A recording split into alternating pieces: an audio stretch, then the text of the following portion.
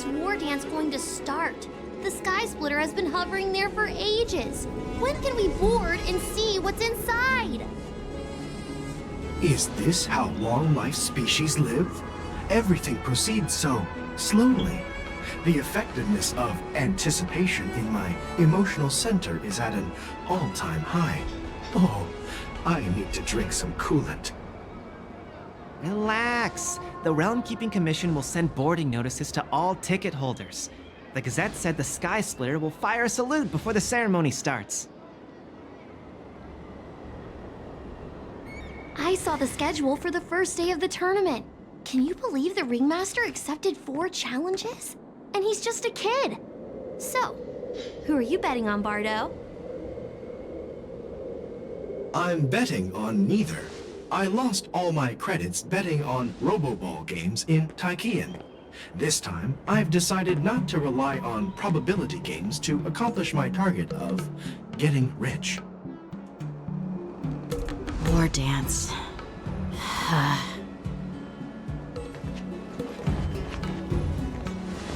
Here you are. I heard you and Mr. Dan Heng went to meet the judges. And then a riot broke out in the shackling prison. I was so worried about you. Thank goodness you both made it out safe. There was a revolt in the shackling prison. Fortunately, we were protected by the guards until the Cloud Knights arrived to rescue us. I was planning to take Miss March and Yunli to Stargazer Navalia to see the Sky Splitter up close, but we stumbled upon a group of suspicious Foxians carrying official identities. They were acting strange, so out of curiosity, we decided to follow them. It turns out they were actually Borisin disguised as Foxians. It seems they infiltrated Stargazer Navalia in order to prepare for Goulet's escape. And we foiled their plans by pure chance. I wonder who provided them with those disguises, and how many more Borisin have taken advantage of the war dance to infiltrate the ship.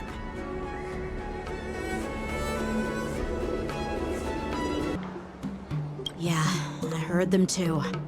But I'm afraid I'll have to disappoint them. I've already reported to General Jing Yuan that I'll give up my role as the Ringmaster. The security of the Luofu is more important to me than anything else. I need to fulfill my duties as a Cloud Knight Lieutenant before taking on the honor of being Ringmaster. Those tourists just want to see some good sword fights. Anyone can participate in this kind of tournament. Doesn't have to be me. The real challenge lies beyond the ring on the Sky Splitter. If we don't capture the fugitives soon, Goulet will wreak havoc. Obviously, there's someone behind the scenes orchestrating this prison break, intending to spread chaos. If we fail to thwart their evil plan, what honor will be left for us to uphold? Well said. You may be tiny in stature, but your ambition matches that of the Yanqing's warriors. Hey, this has nothing to do with my height.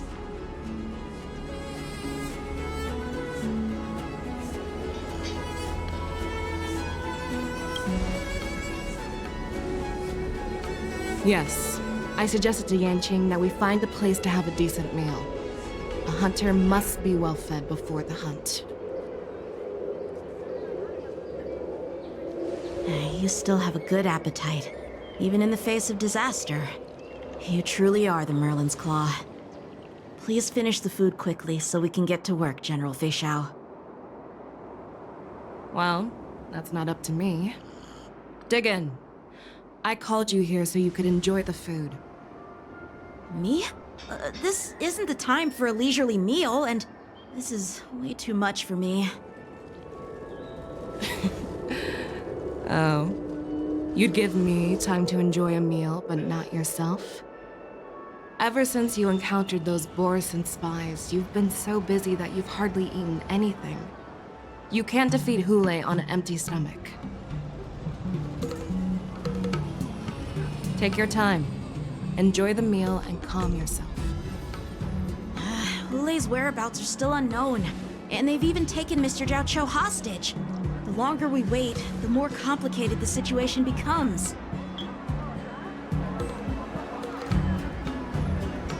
Jiaoqiu always said I'm the most impatient person among the Cloud Knights, and I can't argue with that. So, there's no reason for you to be more anxious than me. I've fought against Borson abominations for years, and I know their ferocity and cunning well.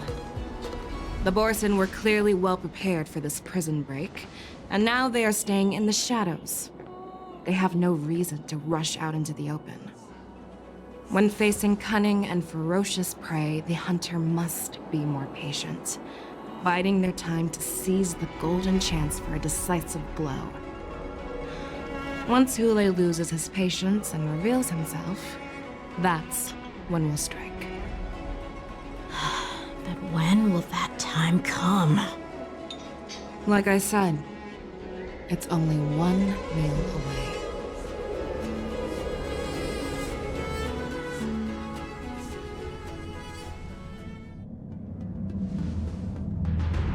General Huayan, the Skyfaring Commission has finished its preparations. Do you have any other instructions? Representing the consensus between the Merlin's Claw and the Divine Foresight, I'll step in as the temporary commanding officer of the seat of Divine Foresight and oversee the Six Commission's affairs on the Luofu. What is the situation at the shackling prison? Hule made a quick escape and even sealed the gates of the prison. As of now, the Cloud Knights have re-established contact with the staff inside. The good news is the two Nameless who were trapped in the shackling prison are safe and sound.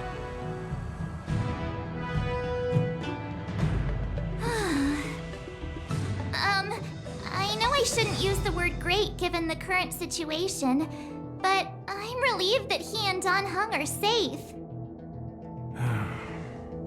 We've lost contact with one of the messengers from the Xianzhou Yanqing. The Borison have likely taken him hostage. Don't worry, Yuko. Feixiao is leading the wolf hunt operation, and you know how capable she is. I have no doubt about General Feixiao's capabilities, General Huayan. I'm more concerned about the Wardens. According to the plan, the ceremony will begin in 6 hours. The Sky Splitter will be activated, and all visitors will board the ship to watch the contest.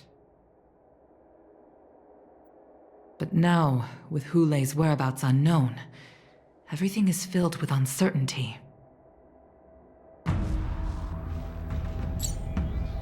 Arch is right, Grandpa. I heard the escaped prisoner from the shackling prison is beyond formidable. In case anything goes wrong. So, Yunli, what do you think we should do? Well, I believe we should declare martial law and allocate manpower to search for the escaped prisoners. And as for the war dance, it's better to announce an indefinite delay for now. Your plan sounds solid, but unfortunately, solid plans rarely get a chance to be implemented. I believe there are at least 2 parties who won't accept your approach. The first are the many travelers who have come all the way here for the war dance. If we declare martial law now, it's like declaring that the Luofu isn't safe. How do you think the outsiders would react? They'd be terrified, and chaos might ensue. The second party is the staff of the Xianzhou Luofu's 6 commissions. They've invested a lot of resources and manpower into organizing the war dance. Suddenly suspending it indefinitely would create numerous challenges for them. But of course, not everyone disagrees with your idea. Really? The mastermind behind this incident would fully support your opinion, presumably. Xueyi's escape and your discovery of Borisin's spies at Stargazer Navalia. Even a child could guess that these events were orchestrated. The fugitive is just one piece in the game. The one controlling the pieces wants to spread chaos and suspicion among the people on the Luofu. If we declare martial law and postpone the war dance, we'll fall into their trap and instill fear in people even before Xueyi actually does anything. So what do we do? We'll search for the prisoners while maintaining order on the Luofu, acting as if nothing has happened. As if nothing has happened? Yanqing said he'd assist the generals, and now he's nowhere to be found.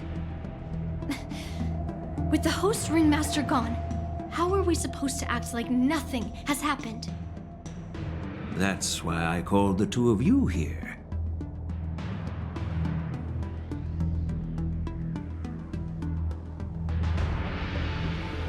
General Huaiyan, are you asking me to take Yanqing's place as the ringmaster? You caught on quickly, Miss March. That's exactly what I mean. But Miss March is a guest invited by General Jing Yuan, Grandpa. How can an outsider represent the Luofu in the ring? It will make the Xianzhou Luofu a laughingstock. Dear child, the nameless of the Astral Express are renowned throughout the cosmos. It's an honor to have them participate in the ceremony. Plus, Miss March is a disciple of the little Cloud Knight Lieutenant. How can she be regarded as an outsider? We can't afford to have any problems during the war dance. I'm entrusting you not only with the honor of the ring, but also with the security of the Sky Splitter. Yukong, please explain to them the rest of the arrangements.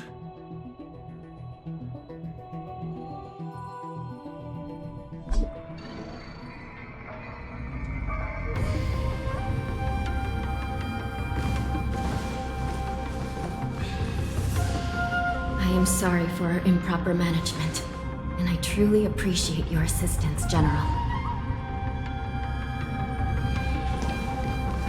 There is no need to apologize. We Cloud Knights fight on the battlefield while you judges punish the criminals. We are two sides of the same Xianzhou Luofu, and it is my honor to serve the Ten Lords' commission. I've grasped the situation of the prison break. Now tell me more about the current state of the Shackling prison.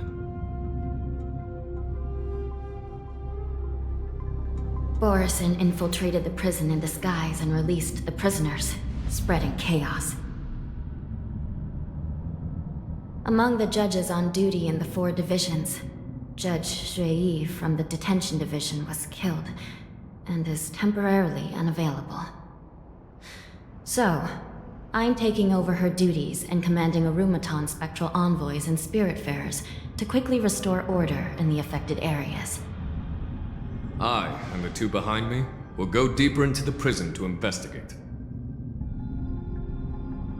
General, the situation inside is still chaotic and perilous. Your presence would be... It's common for Cloud Knight generals to face danger directly. Xueyi has escaped, and the Yanqing envoy is being held hostage by the Borisin. His fate is unknown. This is a grave matter. Not only did the Merlin's Claw offer no reproach, she decided to go after Xueyi herself to prevent further calamity. I believe the Luofu owes her something in return for her fervent determination. How did the infiltrators learn about the location where Xueyi was held? And how did they time their plan just before the Yanqing messengers were ready to escort him? Finding the answer to these questions shouldn't be too difficult. What truly matters is if we can gather the clues that lead us to the mastermind behind all of this. I understand, but but I'm afraid it won't be an easy task. For a long time, this hidden force has been pursuing their own goals and undermining the security of the Luofu. Backing down now will only encourage them to further endanger the peace here. The Ten Lords Commission will support your decision with everything we have, General.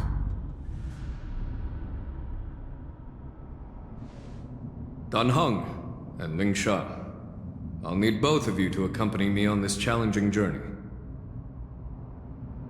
Well, it's part of my responsibilities as the Cauldron Master. So, where would you like to start, General? Let's start with those Borisin disguised as Foxians. My people have already prepared the evidence.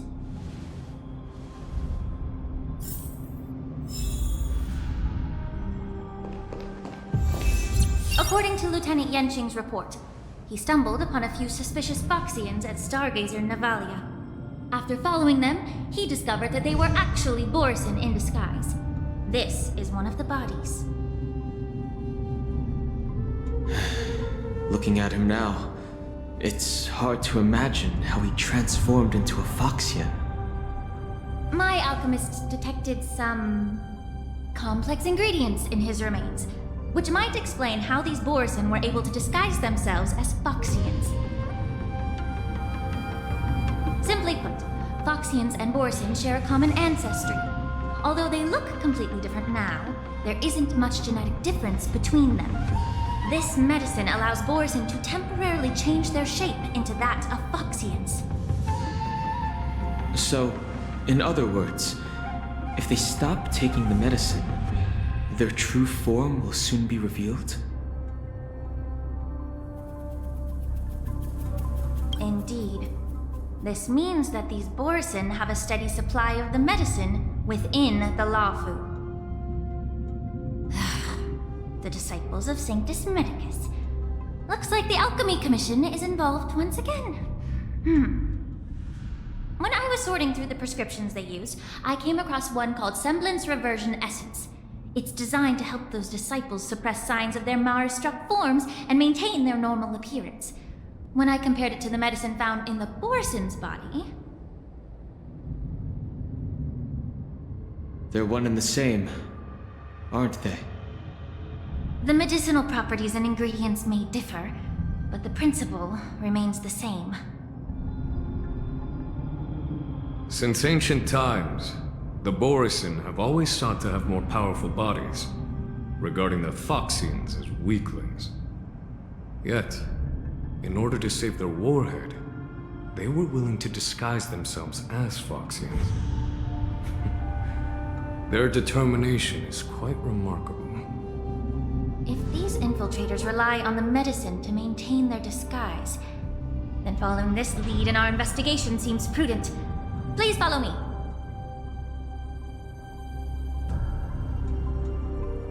Here we are. According to the judge, this area is not yet under control, so we should proceed cautiously.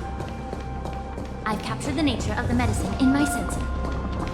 By following the medicinal fumes, we should be able to retrace the steps of the disciple Borisin.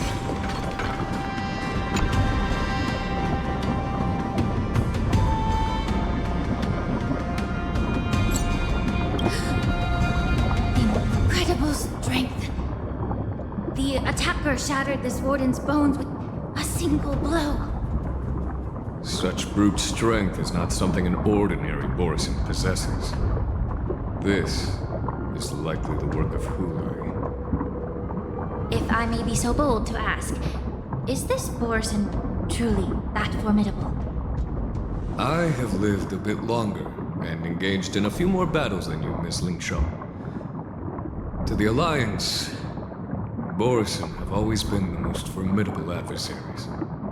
And Xueyi is a monster feared even among his own kind. With his strength, Xueyi united numerous Borisin pacts, forming a grand army of abominations of abundance.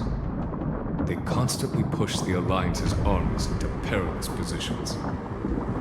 Over 7 centuries ago, I followed my mentor on a campaign against the abominations, And I personally witnessed the devastation on the battlefield after Xueyi appeared. Even with medicinal pellets that suppress the fear caused by his lupitoxin, countless Cloud Knights succumbed to panic in the face of his murderous aura. They couldn't even raise a hand in resistance. If the former sword champion hadn't immobilized Xueyi with her frostblade, the outcome of that fateful battle could have been very different. By the end of the battle, only a few of us remained. The crimson moon cast the sheen of blood on all. Everything I saw was painted dark red. If that's the case, why wasn't the beast executed instead of being imprisoned?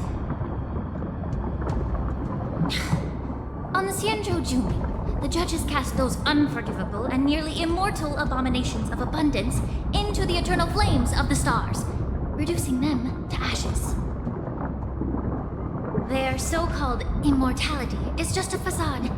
I mean, nothing can truly defy death, can it? I just don't understand why the Lawfu kept this tumor for so long, leading to the terrible situation we're facing now. But I guess I understand. The people of the Lawfu are known for their kindness. Even when faced with the malignant tumor within the Alchemy Commission, they couldn't bring themselves to cut it out. Instead, they exiled the healer, who tried to solve the problem, to the Jiaoqiu.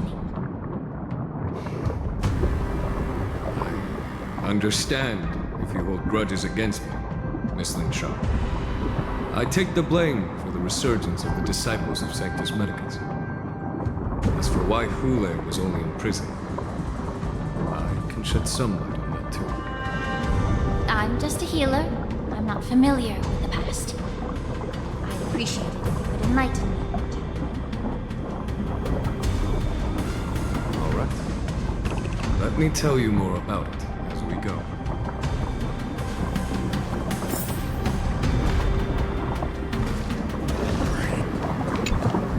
Did this Cloud Knight also take the medicine?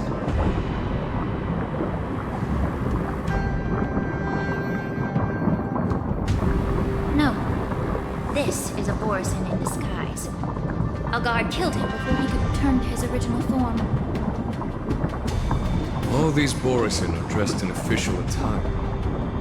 Besides the Cloud Knight, there were also two Borisin disguised as members of the Skyframe Commission and the Artisanship Commission.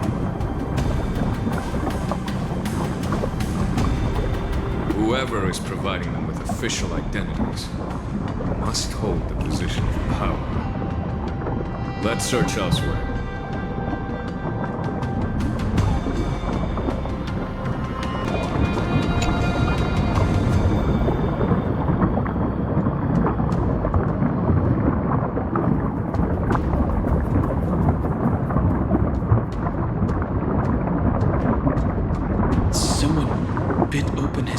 And drained almost all of his blood while he was still alive. Such a cruel and ruthless act. Despite being a long-lived species, Borisin are actually more like predatory beasts that must feed on raw blood and flesh. I've heard that Xueyi was deprived of food and water in the shackling prison. It's hard to imagine how he managed to suppress his hunger for over 7 centuries. Will the hostage from the Yanqing be able to avoid being his meal? Such is the terrible nature of the abominations of abundance. We subjected him to the forest of swords to drain his life force. But in the end, his punishment turned into a test of our patience. Just like you said, Miss Lingsha. Casting a creature that can't be killed into a star would be a way to permanently get rid of it. Unfortunately. The Foxians didn't agree to that. Exactly. The atrocities committed by Xueyi went beyond mere massacres. Throughout numerous wars, we made every effort to eradicate the Borisin. This mysterious sorcery turned countless Foxians into his pawns. So when Borison kept returning. The Foxian's curse is named day and night, and they even use it to scare children into staying quiet. How could they grant a sweet death to such a great sinner? I wonder if you know why Yunli wasn't taken into custody by the Foxian majority Xianzhou Yaoqing, but instead imprisoned in the Xianzhou Luofu Lingsha. As you mentioned, your mentor was an exceptional warrior and was the one who defeated Xueyi, an extraordinary achievement. Therefore, the Marshal placed this feral beast under the jurisdiction of the Xianzhou Luofu as an honor, I assume. It seems you have a major misunderstanding about this arrangement, Miss Lingsha. Allow me to explain it to you.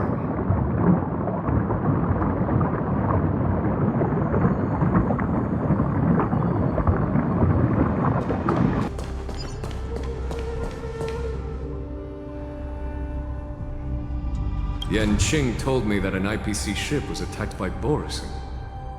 Is this what they were transporting on the ship?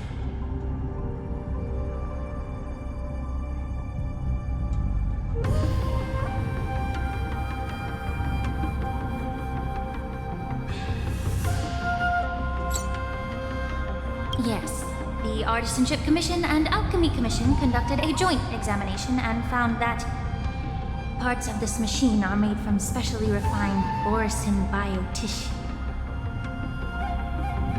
I heard the Intelligentsia Guild has been researching the biological properties of long-life species, hoping to make medical or combat-related discoveries. However, they haven't dared to cross any lines due to their so-called relationship with the Alliance.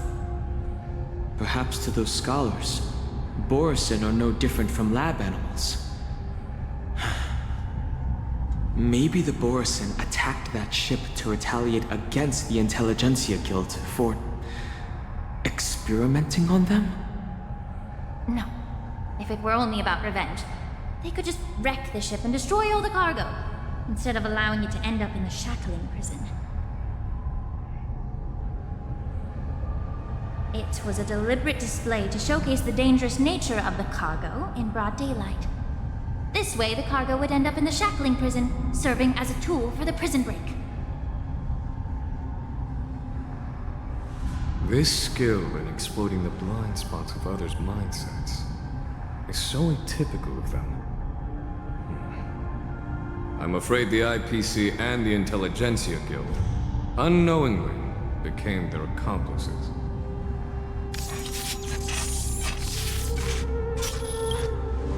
Watch out! Even after suffering such severe attacks? Their imitation of long-life species has crossed the line. It's but a vision! Break!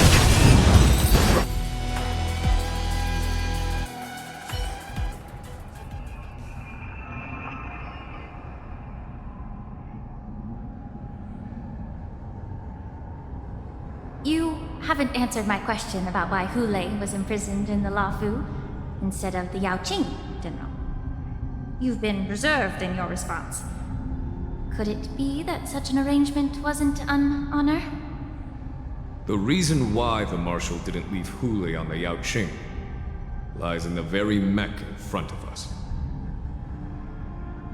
Are you suggesting that there are people trying to understand Xueyi's secrets and use them for their own purposes? Just like with this mech?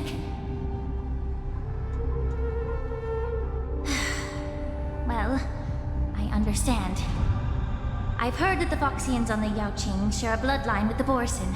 And just like the Borison, some of the Foxians there experience an uncontrollable insanity called moon rage. The Marshal believed that this would be inhumane and no different from what the Borison did. So... Exactly. While Borison see moon rage as a blessing that unlocks their true potential, Foxians see it as an inevitable curse within their bloodline. Countless heroes of the Yaoqing have attempted to unravel this mystery, but to no avail. Why can Borison control the power of moon rage? Can we Foxians break free from this curse? These questions were asked frequently. Each questioner had good intentions. But the road to catastrophe is paved with good intentions. To the Foxians of the Yanqing, Xueyi was not only the warhead of the Borisin, but also a monster that could be the subject of much research. Xueyi thus became a poison that corrupted people's minds without their knowing. That's why the Marshal decided to imprison Xueyi and the Luofu. It wasn't an honor, but rather a warning. Because such selfish pursuits in the name of good intentions once led to a tragedy on the Luofu that served as a warning to future generations. This edition of Imbibitor Lunae. By imprisoning Xueyi and the Xianzhou Luofu, the Marshal both suppressed the dangerous intentions of the Yaoqing Foxians and warned the Xianzhou Luofu to refrain from repeating its mistake. That was a necessary trade-off. The Xianzhou alliance is not solely about the Xianzhou natives. Only when all three races, Foxian, Vidyadhara, and Xianzhou natives, form an alliance, will there be a promising future for all. Thank you for enlightening me. Was it for the same reason that you traded off my mentor to the Xianzhou Zhuming, only to stand idle and allow the resurgence of the disciples of Sanctus Medicus? You said that I couldn't bear to cut out the malignant tumor within the Alchemy Commission, but instead exiled the healer who tried to solve the problem to the Xianzhou Zhuming. But did your mentor tell you her good intentions led her to perform certain healing arts on Dan Heng, who had just finished his hatching rebirth, so that he would regain the memories of his past life? What did you just say? She believed that restoring the High Elder's knowledge of his past life would allow the Vidyadhara to resume their duty as the guardians of the Ambrosial Arbor, quelling the strife within their clan and bringing everything back on the right path. But just as I mentioned earlier, the road to catastrophe is always paved with good intentions. Since then, the 6 charioteers decided that the Alchemy Commission would no longer have a cauldron master. Until your arrival now. But if that's the case, I should thank you for protecting my mentor by exiling her, General. Quite the contrary. I should be the one thanking you. Thanking me? All I ever want is to have a clear conscience. However, can long-life species truly achieve that goal in their long-drawn lives? For example, you were implicated along with your mentor and forced to leave your homeland without knowing the truth. And now, with the complicated situation in the Alchemy Commission, the Alliance has spared me a lot of trouble by sending you to handle this challenging task. Shouldn't I be thanking you instead? Your eloquence is indeed impressive, the divine foresight. You won't even leave me any excuses to hold a grudge against you. But let me make it clear. The Alliance sent me here to handle the business impartially, not to choose sides. It doesn't matter which side you choose, Miss Lingsha.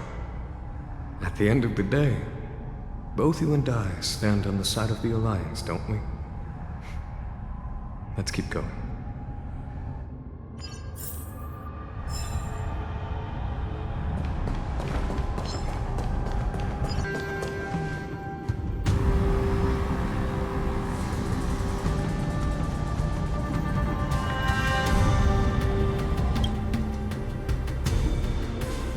These Mara-struck soldiers don't appear to be escaped prisoners. How can you tell? These soldiers are fully armed. Obviously, they didn't hastily join the battle.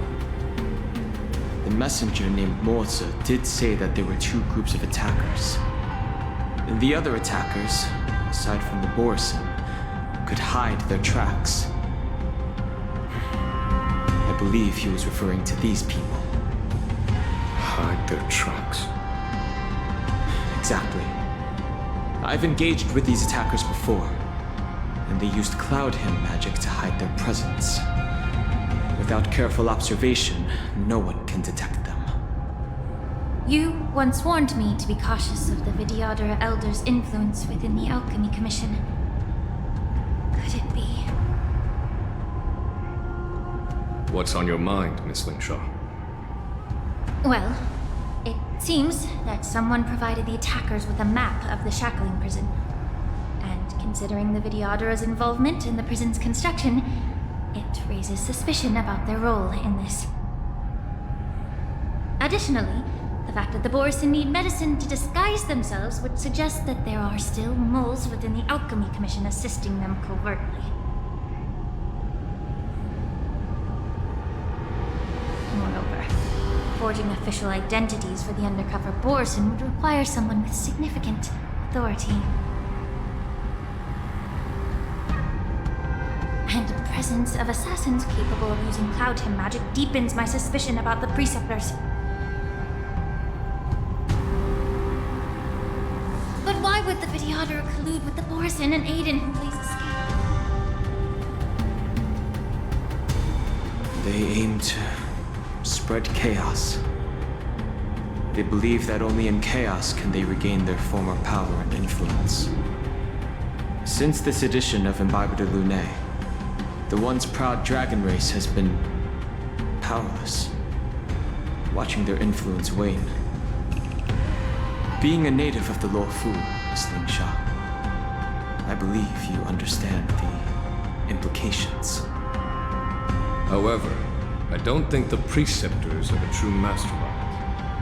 If I'm not mistaken, the one behind all this treachery is the Lord Ravager who exploited the weaknesses within the Luofu and instigated the disciples of Sanctus Medicus, ultimately leading to the Ambrosial Arbor's resurrection. Fentilia. Please remember, General, that everything I've mentioned is mere speculation. We need concrete evidence for a public trial. If you want to interrogate someone within the Vidyadhara's ranks, you'll need irrefutable proof. So, what's your plan, Miss Lingsha? I'll send an invitation to the Preceptors. An invitation? The Preceptors have been inviting me for a personal meeting since my arrival on the Luofu. Now, I'll send them the remains of these Mara-struck soldiers and the route map I found in the prisoner's possession. Then, I'll ask them to meet me at Scalebridge Waterscape. I'd like to hear their explanations. Good idea. If I were to take action, it might alert the true mastermind. I trust you to handle this matter, Miss Lingsha. The internal affairs of the Vidyadhara should remain under their jurisdiction. And don't worry if things don't go smoothly. Once the wolf hunt operation is over, the hidden truths will come to light. Speaking of the wolf hunt operation, I'm truly worried about the Yanqing messenger who was taken hostage. Hulei was starving in the shackling prison for centuries. I don't know if the messenger can survive in that wolf's clutches. May Rainbow's blessing keep him safe.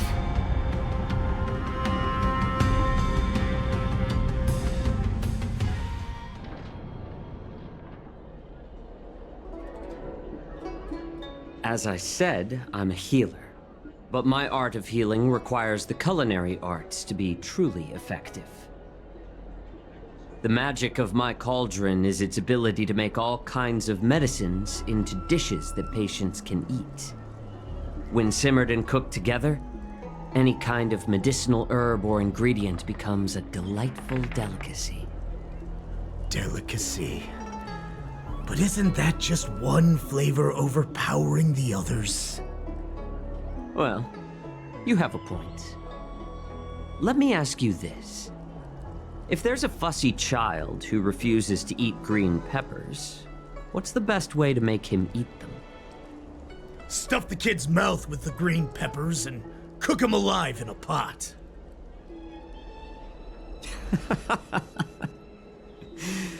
You have quite the sense of humor. I've heard that you, Borisin, have lost many of your taste buds during the self-modification process, so you can't experience complex flavors. Only the saltiness of blood and flesh truly awakens your appetite. It's a shame I don't have any green peppers right now.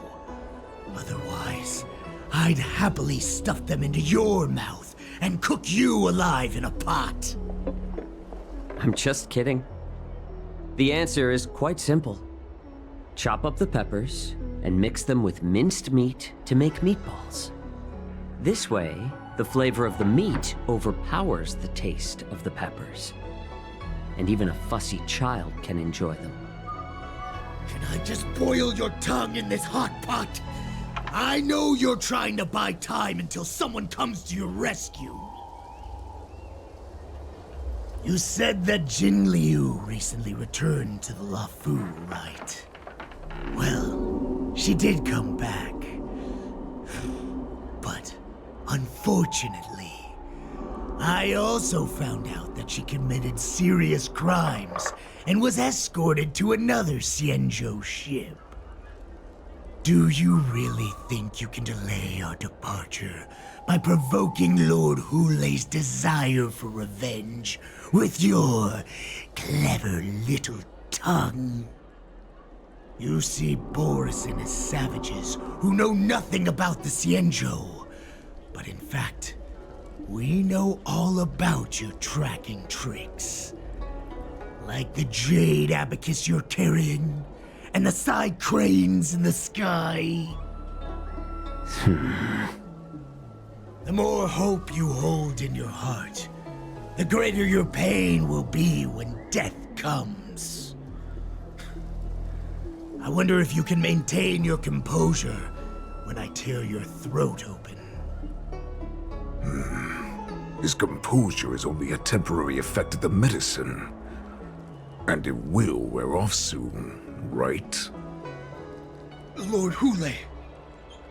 Oh, you pathetic Foxians. For thousands of years, we were the ones who allowed you to live, and who granted you civilization. But in the end, you chose to betray us for the freedom promised by the Xianzhou people. But it's all right. As long as you catch the scent of your masters, you obediently return to us. No matter how far you run away.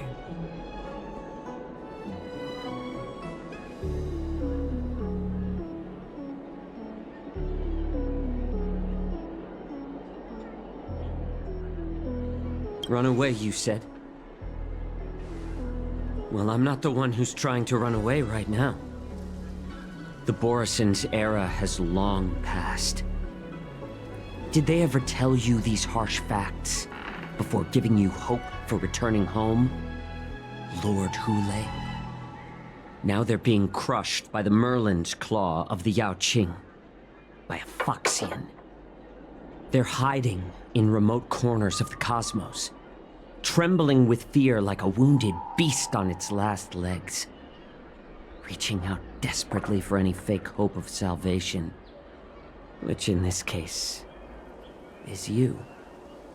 The Merlin's claw of the Yaoqing. A Foxian? Very interesting. Tell me, Mock Talk. Is he speaking the truth? He isn't lying. That lowly beast was a war slave who ran away from our pack. Cannon fodder, a thief! She stole our power and used her knowledge about us to fight us, using every dirty trick in the book! And she bested you, Mock Talk, Fairness is but a pathetic excuse for the dead and defeated. Since our great pack has fallen apart, who told you that I was alive? And who sent you here? In our darkest hours, it was a prophet of the Master of Immortality, named Mongus, who showed us the way. Her guidance brought us hope. This prophet, Mongus, what does she want? The prophet made this proclamation. The Borisin have been divided for too long, and only your return can unite all the packs, restoring us to our former glory. That's when we learned that you were still alive. It must have been a manifestation of the Master of Immortality. And the prophet told us that the Foxian general of the Yanqing would take you to her ship during the Lafu's war dance, and that it would be our best chance to infiltrate and free you from your prison. And just as she said, we did it! Even if you managed to set Xueyi free, you'd have no way to escape. We've already prepared our ships, and the prophet's prediction will surely come true.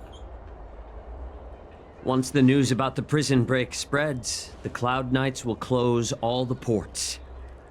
You may think you've escaped the prison, but you're just trapped in another cage, known as the Lafu. Let me kill this unruly, lowly beast, Lord Xueyi! I assure you that our star skiffs will soon arrive. Right now, everyone in the Lafu is distracted by the stupid war dance. So this will be the perfect chance to escape. Once you've returned to your territory, the revenge against the Xianzhou ships will be within reach. Perfect chance to return to my weak and shattered pack at the mercy of a ridiculous false prophet and become a mere puppet in her clutches. Her plan is full of flaws. The only paths she has prepared for you are escape and death. Listen up.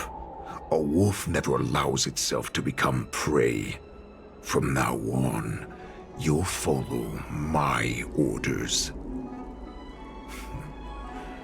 Since you are so confident that the Cloud Knights will close the ports, Jiaoqiu, I'm now giving you a chance to go and see it for yourself.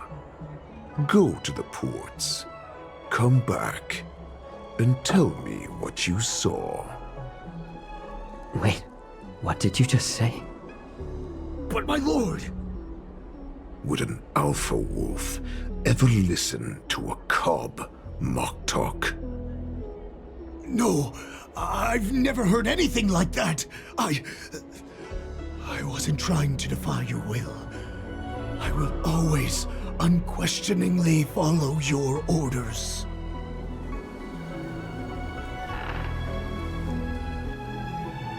I'm offering you a once-in-a-lifetime opportunity. Don't you want to run away, Jiaoqiu?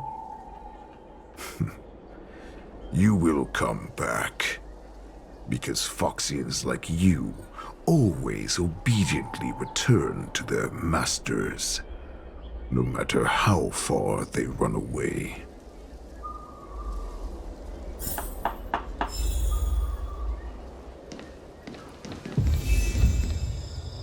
You know why I'm letting you go. Because head to the port and report back to me.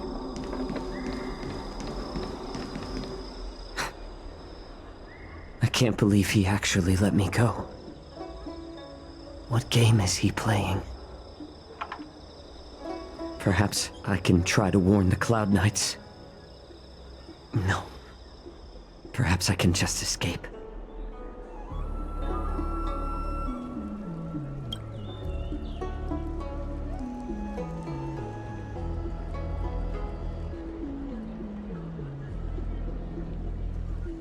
Just as I suspected. He's testing me. The Cloud Knights must have been aware of the situation inside the shackling prison for some time. Will General Feixiao personally lead a squad to capture Hulei? For now, I'll do as he asked.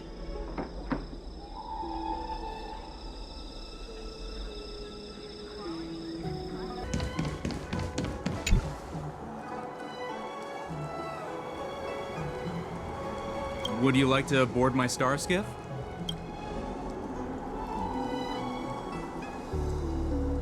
Well, my little star skiff can't accommodate that many.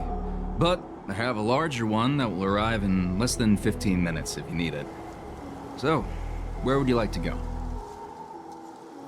We need to hurry wherever we're going. The war dance is about to start, and the Skyfaring Commission is prioritizing star skiffs heading to the Sky Splitter.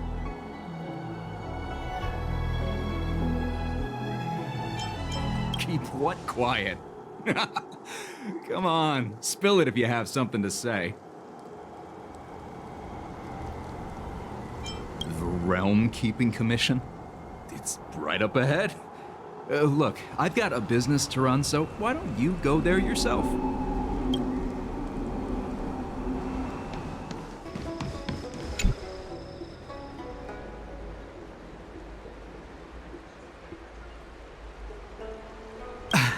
I'm sorry, but the Realm Keeping Commission Chancery is currently closed. All the officers and officials have been reassigned to assist in the war dance.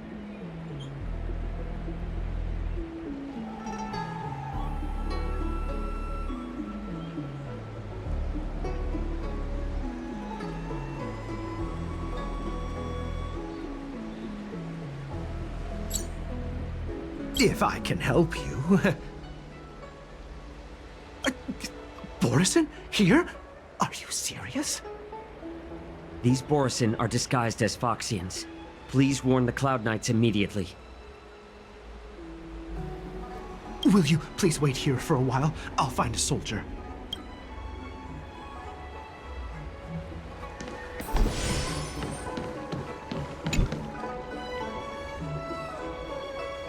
Hey there. I noticed you'd been looking at me for quite a while. Do you need my help?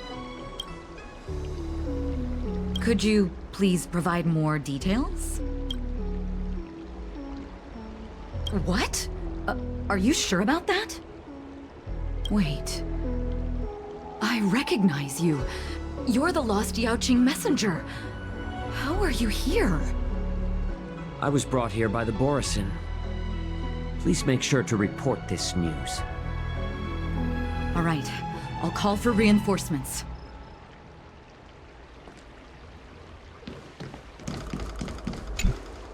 Stop asking. I'm off duty now. Go bother someone else.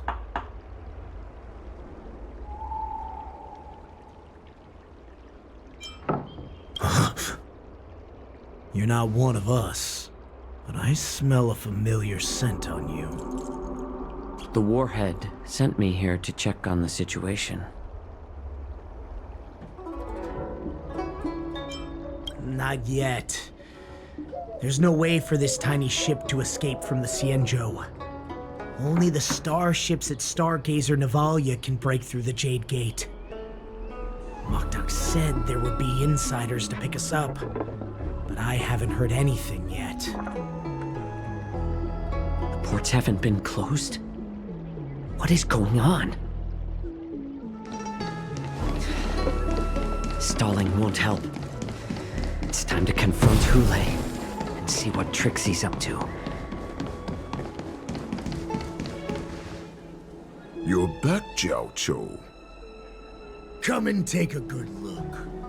Who are these people? This Cloud Knight says there's official business that requires my cooperation.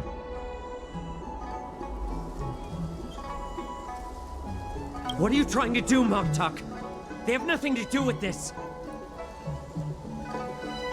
Nothing to do? I told you to go to the port and check out the situation. but I never gave you permission to talk with others. Remember, these people died because of you.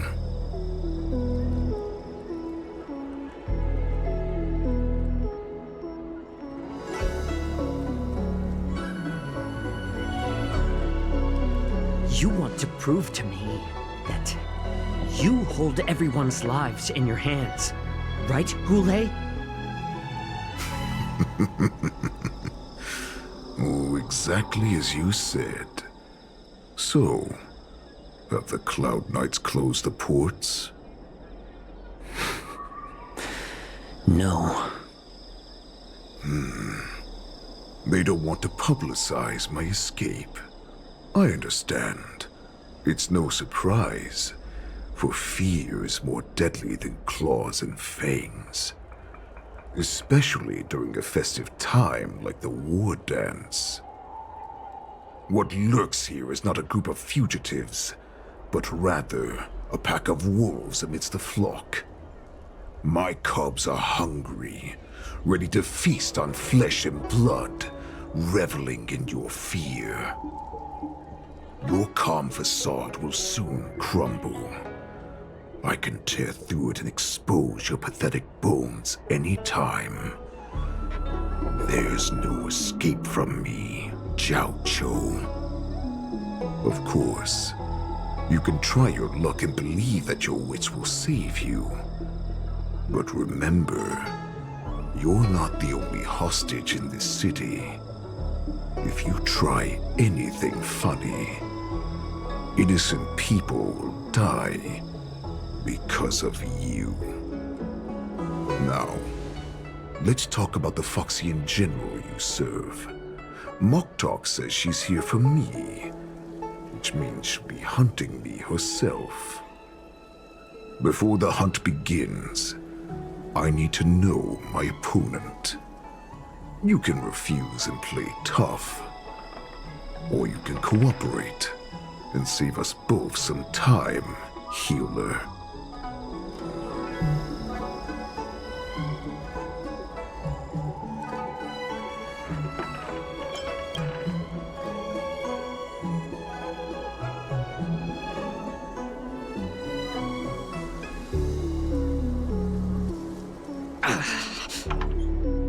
Good.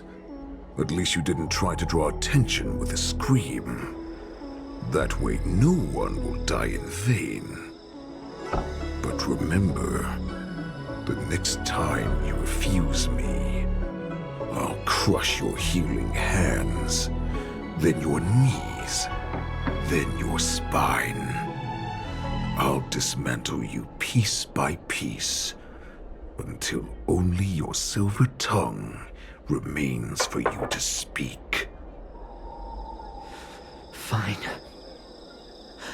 I'll tell you what you want to know about her. But I expect something in return.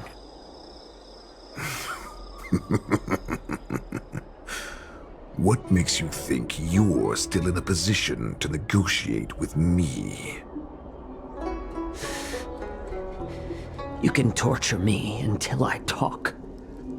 Or let's save us both some time. Warhead. Here's the question that's been bothering me. How have you managed to survive and endure centuries of torture? Borison aren't supposed to live that long, or possess such regenerative abilities. So, is that why the Shenjiao Yanqing wanted to take me away? Oh, to some, I'm a hostage, but to others, I hold the secrets they desire. Oh, I still remember. In the early years of my captivity, the Foxians came and went. They extracted my blood and marrow, trying to unravel the mystery of moon rage. They wanted to conquer their fear of the Borison, and free themselves from their bloodline. Unfortunately, they failed to uncover the secret, so they resorted to the most brutal punishments they could imagine. Some seek power to destroy their enemies, while others seek power to become their enemies. Which one are you, Jiaoqiu? Ah, I see. You're the most pitiful of them all, healer of the Yanqing. You seek power to share it with others and do good. Well, then let me tell you the answer you seek. In our ancient legends, Duran, the ancestor of the Borisin, was dissatisfied with his limited lifespan and power. He yearned to dominate the skies and become the master of all the stars. To achieve his goal, he sacrificed the lives of countless Borisin and Foxians, pouring them into the spring bestowed by the Master of Immortality. Through a form of genetic sorcery, the water gave birth to a miracle. The lunar embryo. Duran ascended the birthing bed and obtained what he desired, a heart in the shape of a deep red full moon. He cut open his chest and replaced his original heart with this crimson moon.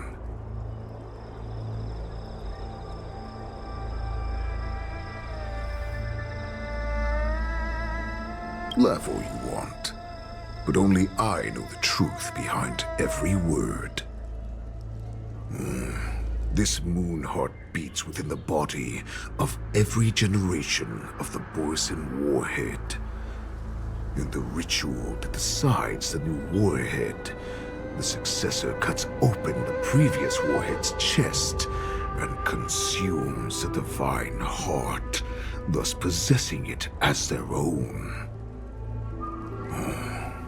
Devouring is the true essence of life, allowing us to endure and thrive. It gathers the life essence of all the prey we consume, making us stronger and stronger. I thought all hope was lost after 7 centuries of torment. But now, this heart is beating once again. All right. Now it's your turn to tell me everything about the Merlin's Claw. Jiaoqiu, I found you.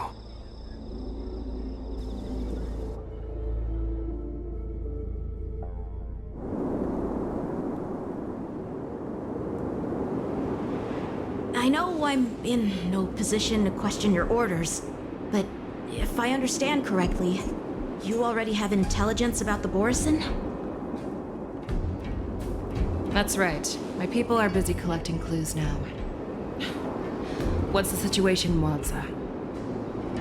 General, before we completely lost contact with Jiaoqiu, I picked up a signal from his Jade Abacus. It won't take long before we locate their whereabouts. If that's the case, shouldn't we immediately go there and join forces to eliminate the Borisin? Why are we returning to Stargazer Navalia? Looks like your general has only taught you swordplay, not the art of the hunt. There's an old saying among the Borisin. In the forest, the hunter may easily become the hunted. While we may call ourselves the hunters now, chasing them blindly will only make us become the prey.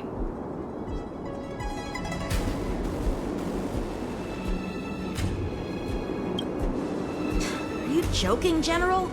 He's just a wolf who's been in prison for 7 centuries. Even with his accomplices, they're no match for us numerous Lawfu Cloud Knights. How could he consider us his prey? Do not underestimate the enemy. Hule is not an ordinary Borison that can be easily killed. The advantage in numbers means nothing when we face that monster. A vicious beast who hasn't tasted blood and flesh in 7 centuries is now lurking on the streets of the Luofu right before the war dance. This is what makes the situation treacherous and unpredictable. To him, the lives of ordinary people are just meat, ready to be devoured at any moment. Exactly. That is why we must succeed in our first strike, or the situation will spiral out of control. You've heard of this military tactic, right? When you surround your enemy, leave one side open for them to escape. A skilled hunter must be well prepared, waiting for the prey at the most advantageous position.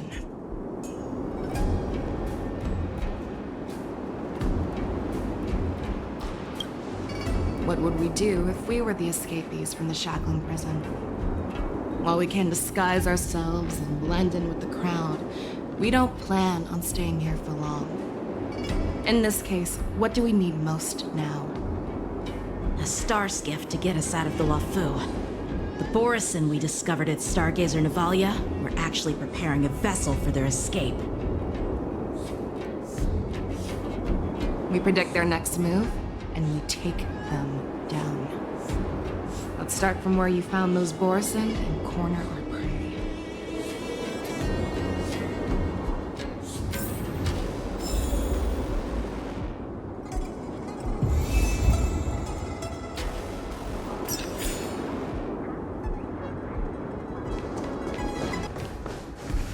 This is where we ran into the Borison last time.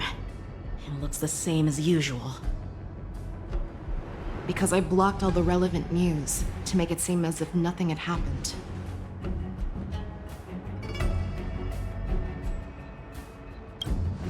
Losing contact with their accomplices preparing the star skiff will surely put them on guard. However, the more well-prepared a plan is, the longer it takes to adjust when it's disrupted. If any Borison wants to stick to the original plan despite the risks, they'll surely come back to Stargazer Navalia to check the situation. Are you suggesting that there are Borison here at Stargazer Navalia right now?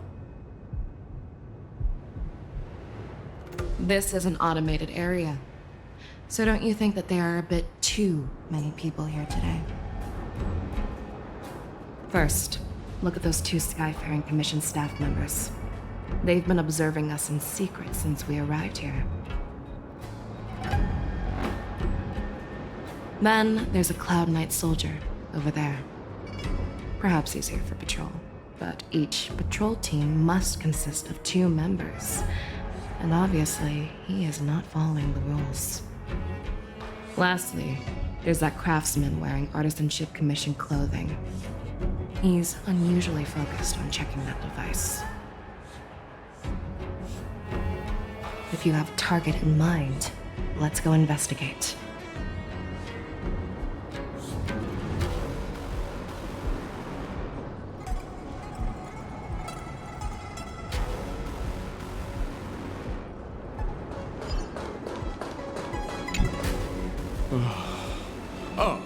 Lieutenant Yanqing and General Feixiao? You're aware of the Borison prison break, right? Yeah, I've received the news, and I'll be on the alert. Looks like you've been keeping an eye on the Sky Splitter. Have you noticed anything unusual? No, everything is normal on the ship. Nothing out of the ordinary. This is not a location for a Cloud Knight on guard duty, is it? Well, this spot offers a great view. Are you here to keep an eye on the Sky Splitter? Yes. You've been observing the Sky Splitter for a while. Have you noticed anything? Honestly, just watching the ship from here isn't too thrilling. I wish I could go on board and witness Lieutenant Yanqing's contests. Speaking of which, Lieutenant Yanqing, aren't you supposed to be on the Sky Splitter? Is it alright for you to be here instead? Thank you for your concern, but I have more pressing matters to attend to.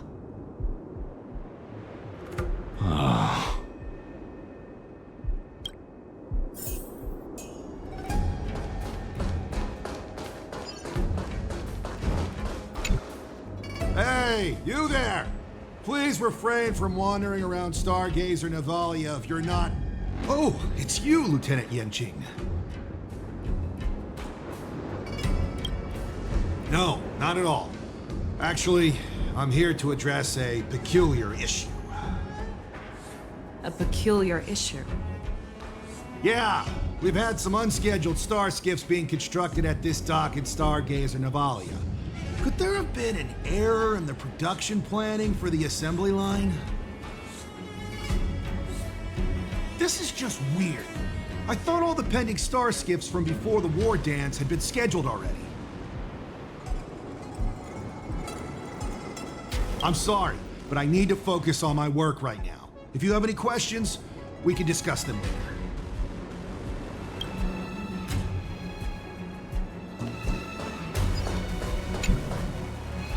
Who are you? Don't you know that Stargazer Navalia is on lockdown now? Hey, chill out. They're just a few lost tourists. But Stargazer Navalia is the shipbuilding port of the Xianzhou Lafu. If the Skyfaring Commission called for a lockdown, there should be official documents proving it, right? Official documents? Of course there are. The Cloud Knights are aware that some people have infiltrated this port. That makes perfect sense. So you're now investigating the Borison? Yeah, we've received orders from the higher-ups, so we've blocked off this area to prevent any interference with our inspection. Thank you for your understanding. So, it seems that some Borison have returned to Stargazer Navalia in disguise. The answer seems quite obvious.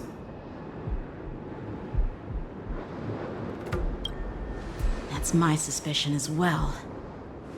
Remember when I mentioned that the Cloud Knights blocked all relevant news to make it seem as if nothing happened? Stargazer Navalia is not under lockdown. But on the contrary, those staff members use Stargazer Navalia is on lockdown as an excuse to persuade us to leave. This contradicts the Cloud Knights' plans.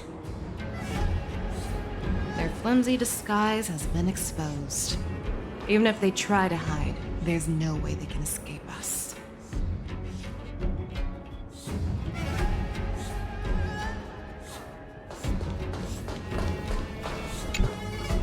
Why are you still here? As I said, Stargazer Navalia is on lockdown now. No, I never issued such an order. Who are you? Perhaps you haven't met me on the battlefield, but I am certain you've heard my name. Now I'm asking you a question, so answer me. Tell me. How many more of your comrades are here? Where were you planning to meet Hule? This woman, she's the general of the Yaoqing. What are you still waiting for? Attack her!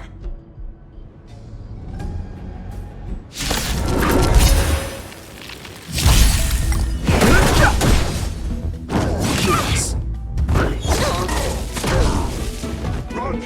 Tell Lord Boktok about this!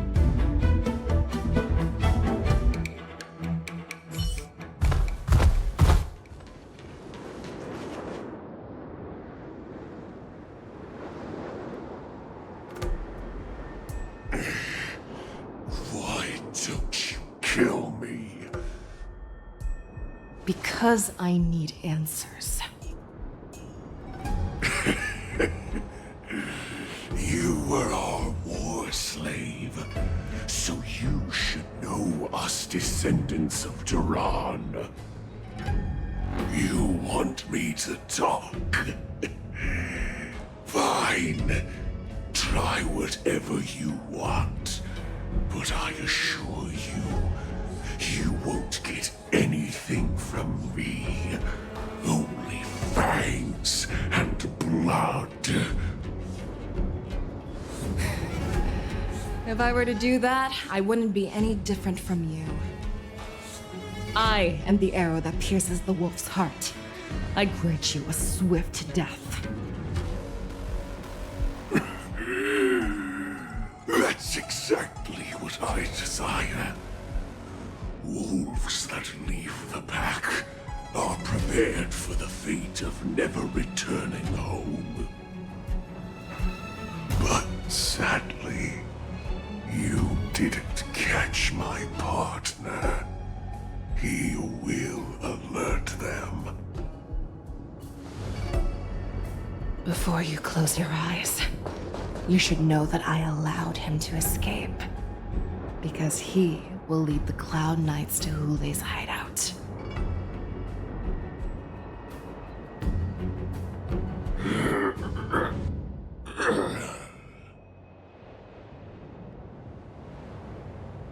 Is this how you leave one side open?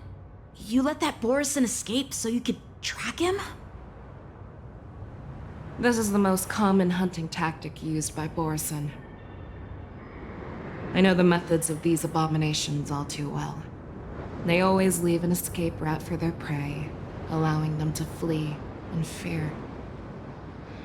Then they chase them like it's a game.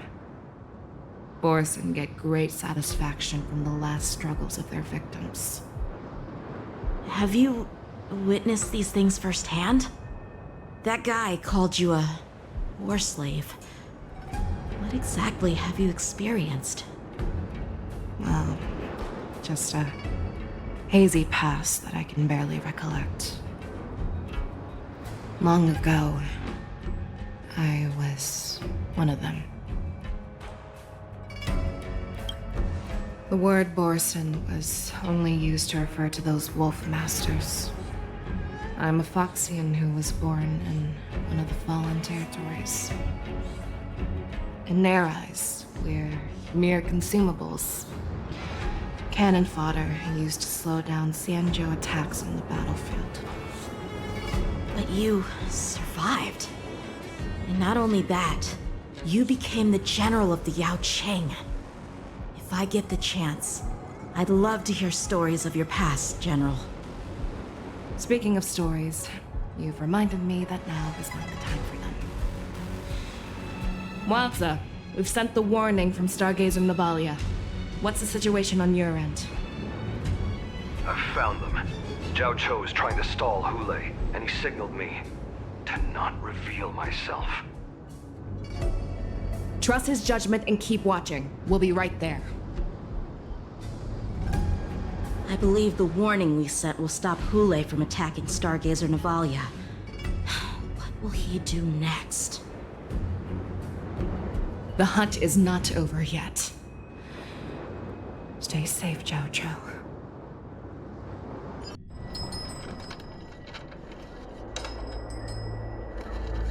Please, save me. I want to live. Doctor! Xiaoqiu, find a medical ingenium and give that kid a shot! Hurry! I see. How is the front line? The Borison beast chips have already landed on the Fenghu. It won't be long before this place is overrun as well. What about General Xueyi? Any news from her? I'm her healer. I should stay by her side at a time like this. She asked me to tell you that she's not coming back. She must protect the Cloud Pier telescope. General asks you to save that kid. The girl fought desperately just to bring us all back here alive. I've never seen such a brutal fighting style. Her body, it's like she was split open. Just like pressure is dropping. Do you hear me, Xiaoqiu? Loud and clear. Get me some tumble dust. We've got to start the operation right now. I will bring her back. Is that why you're so determined to learn my secrets? Do you hear me, Jiaoqiu? I do. Loud and clear. So she saved you all in that great battle on the Xiangzhou Fenghu 3 decades ago.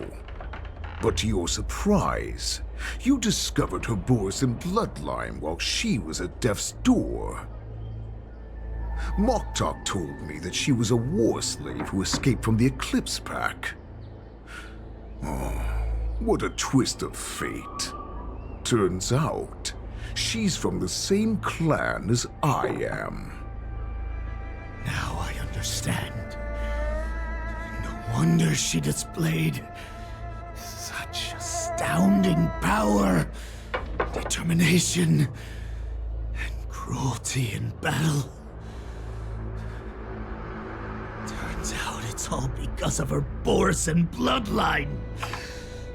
Mutt. Despicable mutt.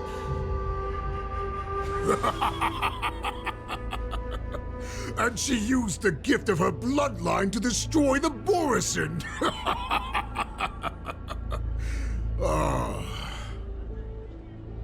Moon Rage, a blessing for wolves, and a curse for foxes. For Borisin, to have their bodies torn apart by Moon Rage and transform into a beast, is the ultimate joy. But for you Foxians with poor regenerative abilities, it means certain death. With the burning fury in her heart, that Foxian general will eventually lose her sanity and indulge in endless bloodshed. The scars on her body will not be caused by enemy weapons, but by the immense power she can't withstand. One day, she will be torn apart and die as a monster. And in return for saving her life, you intend to give everything to solve this impossible puzzle. Hule, do you know the saddest thing about being a healer? All this time, I've devoted my life to bringing back those who sacrificed their lives to monsters like you. I exhausted myself, and my hands trembled. But I believed everything I did was meaningful. But once again, they rushed into battle. And then I heard of their deaths. They died under your claws, in your jaws, amidst the flames of crashing star skiffs, and under the Lux arrow of Rainbow. Like a useless idiot, I saved a fish named Life out of the cauldron called Death, only to watch it struggle, dive back into the boiling broth. So I asked myself, why were they so eager to run toward their death after they had recovered from their wounds? Why wouldn't they value their hard-won life? All the doubts left me feeling lost.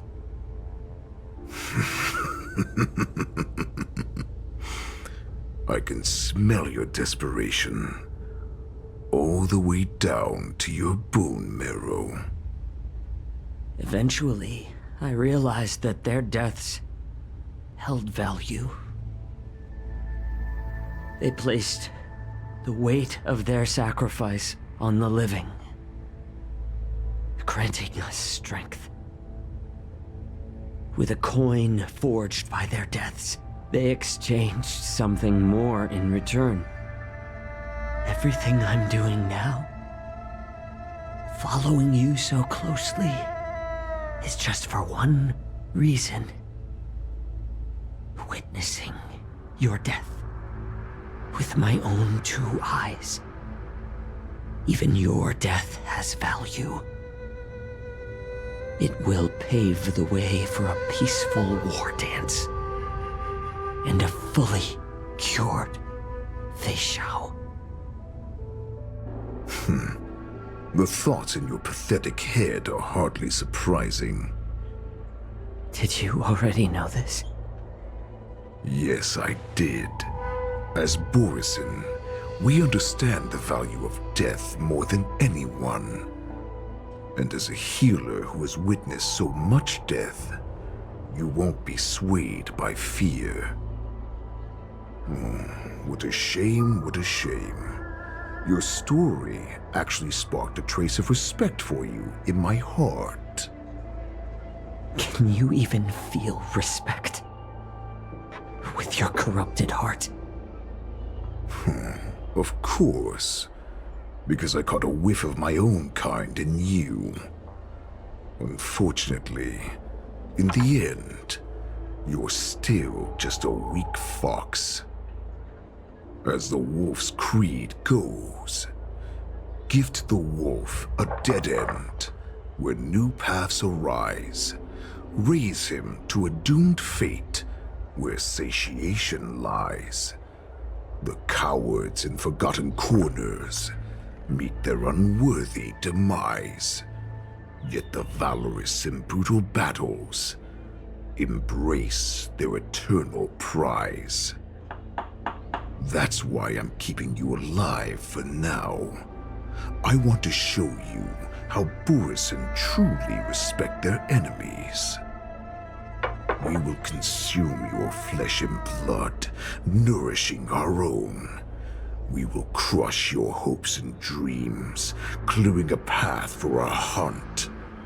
Your feeble souls will witness a new future. A future that belongs to me. My lord, we received a message.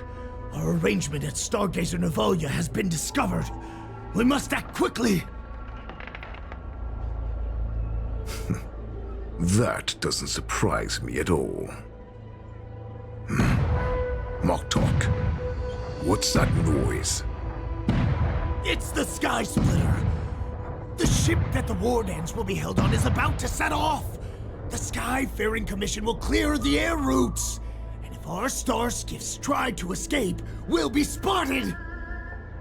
Calm down, Moktok. Look at you now, hiding and fearful. Where is your Borisin dignity? As I said, I'd sacrifice my dignity for your return. As long as you can come back to the Borisin Pax, there's still hope. Hope? The Borisin have forgotten the wolf's creed. Weak creatures put their hope in the strong, but the strong fight their way out. Bringing me back instead of choosing a new master only proves the decline of our pack. And as for the prophet who manipulated you into saving me, she's just a liar, trying to use Duran's offspring. Moktok, let me tell you how the Borisin will rise to power. We won't hide like rats in the streets of the Xiangzhou. We will be ravenous wolves, walking amongst a herd of lambs with our fangs bared. But Great Warhead, our packs are not here. We can't go to war like this. Our packs are not here. Wherever I go, everyone is the pack. Stay away. Just don't come any closer. No!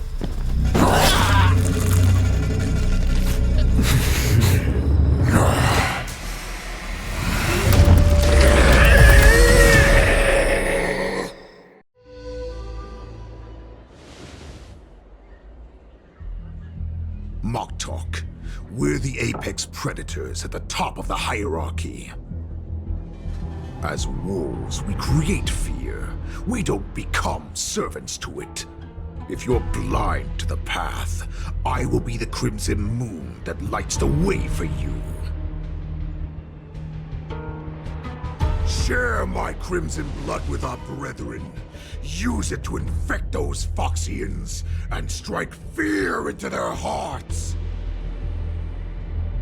Now, you devious monkey, come out and face me.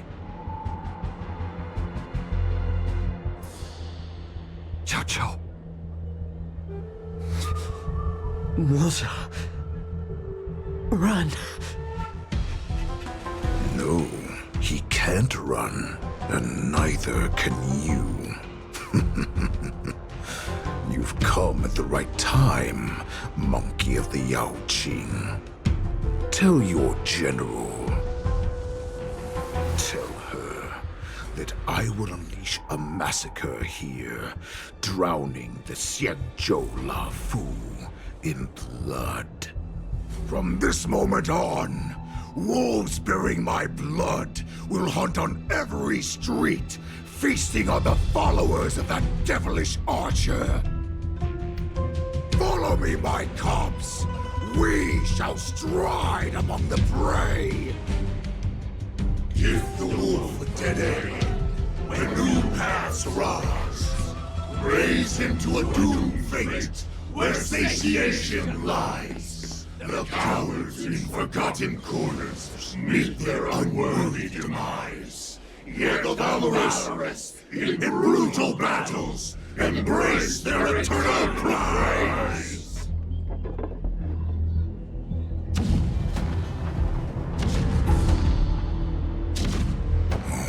Do you hear that? The rumble of the cannons. It brings back all the memories of past battles within me. My return will bring back the wolf's creed. In my own way, I shall save our weakened pack and restore it to its former glory!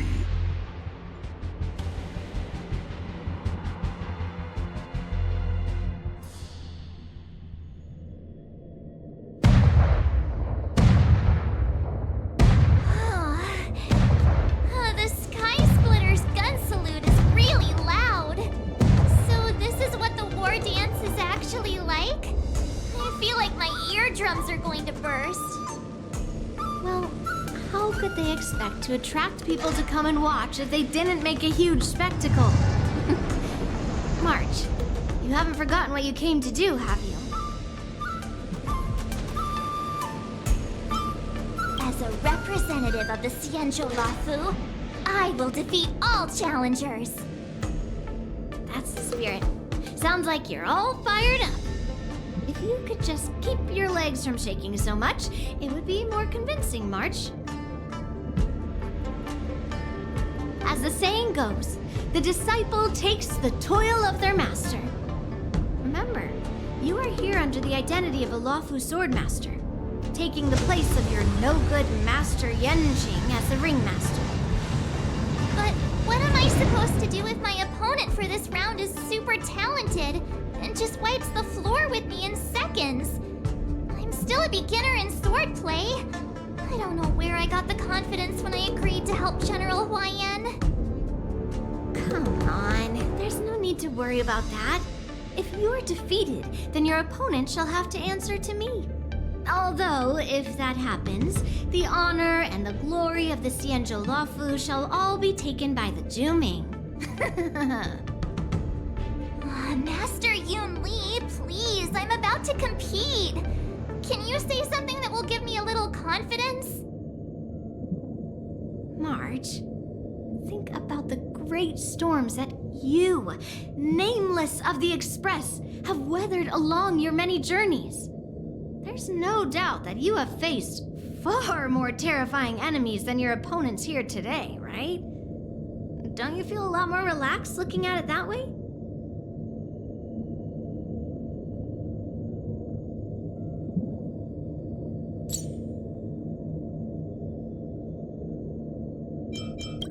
trained hard in the art of swordplay over these few days. It's time for me to get in the ring and prove myself. Let's go! Master Yunli, I don't think I'm completely ready.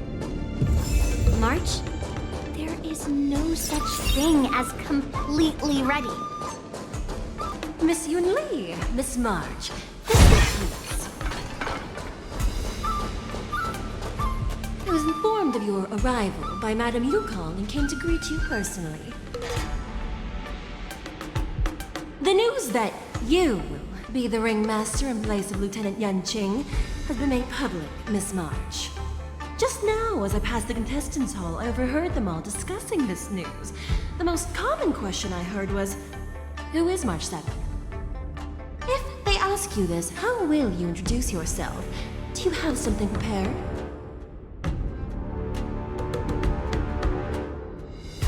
March 7th, a young beauty from the Astral Express. All right, when people ask you, you might as well tell them this loud and clear. I see you are both quite relaxed. Impressive! You know danger you face. Miss Yunli's contestant information was registered for the war dance a long time ago. However, as a last-minute entry, the Skyfaring Commission has taken care of the necessary procedures for you, Miss March 7th. Please, follow this path. The contestant hall is just up ahead. Thank you, Miss Shikwe. Come, let's take a look around the contestant hall. So, this is the contestant hall. Wow, there are so many people! March, before the war dance begins, allow me to give you one more lesson. My grandfather always told me that a weapon mimics its master. That means that a person's weapon will reflect their habits and personality. You've seen me wield old metal before, haven't you? Tell me, what did you observe from that?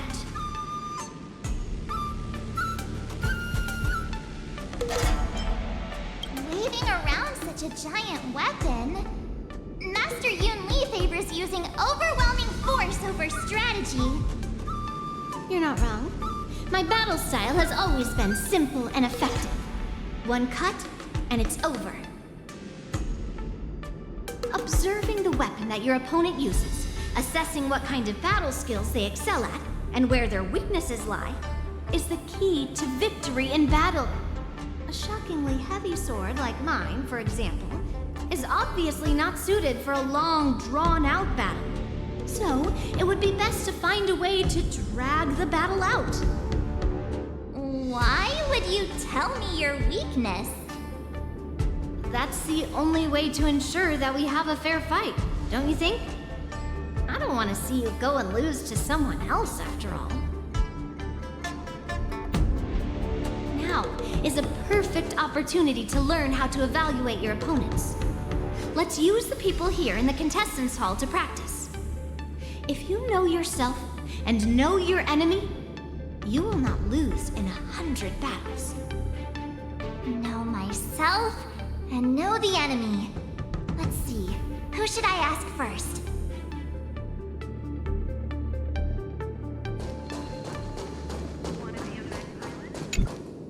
Ugh. I am not used to wearing clothes like this at all. Oh, you're March 7th, the stand-in for Lieutenant Yanqing, correct? That's right. And you are? As you can see, I am the journalist entrusted with interviewing contestants on site. I see the Skyfaring Commission has really gone all out as the host. Interesting. That's right.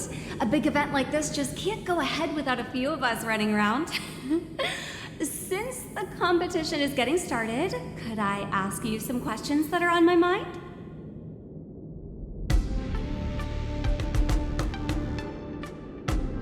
Oh, great! question that is on everyone's minds. Lieutenant Yanqing is not appearing in today's war dance. This is just gossip from unreliable sources, but I hear that Lieutenant Yanqing is seriously injured. Is this true?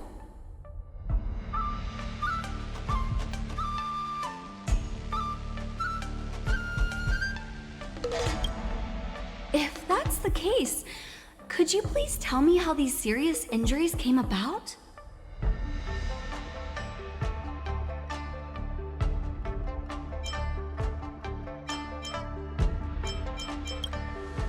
You mean a star skiff crash? Well, how terrible! Once the war dance begins, you will be challenged by master swordsmen from many different worlds, Miss March 7th. Are there any that you're looking forward to facing in particular?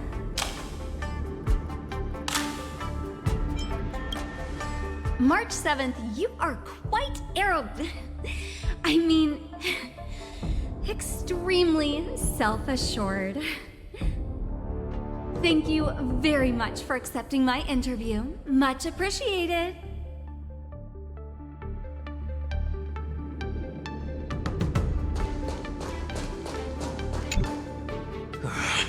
I came here because I wanted to meet the great Lieutenant Yanqing I've heard so much about, and finally cross blades with him myself. Who would have imagined that he would take a disciple and have her be the ringmaster in his place? This is no more than running away from a fight, and is a great dishonor to the Yaoqing. This last-minute replacement, March 7th. Who exactly is she?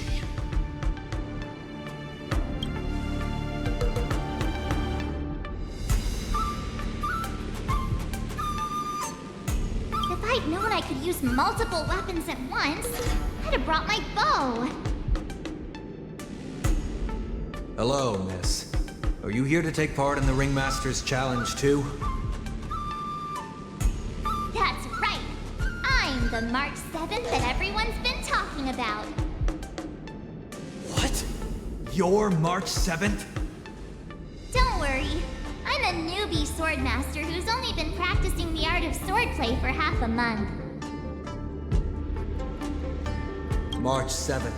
Standing before you is a seasoned Cloud Knight who has practiced swordsmanship for over 200 years. Tricking the opponent into underestimating me is a valid tactic too, right?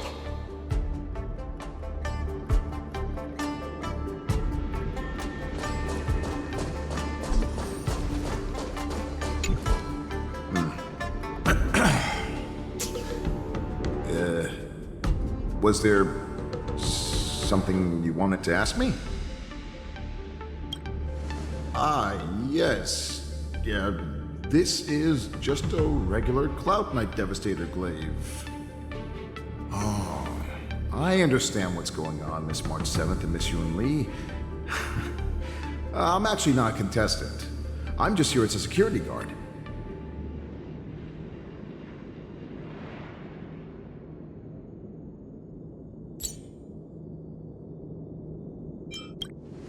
Nothing out of the ordinary. I guess you could say it's all fair winds and calm wolves.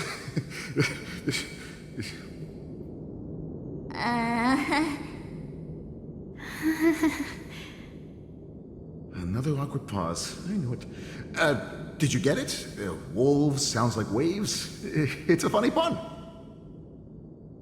He's actually explaining his joke. Making things awkward really is my weakness. There are still many guests arriving here. Please be cautious. Understood. The first round of the war dance is about to begin. Are you feeling okay, March? Me? I'm fine.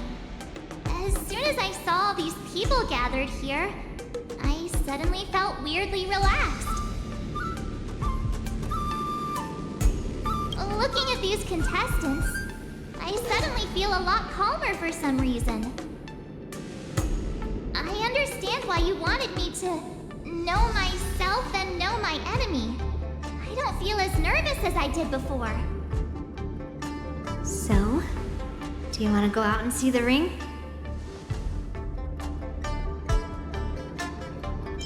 I knew it! Let's go.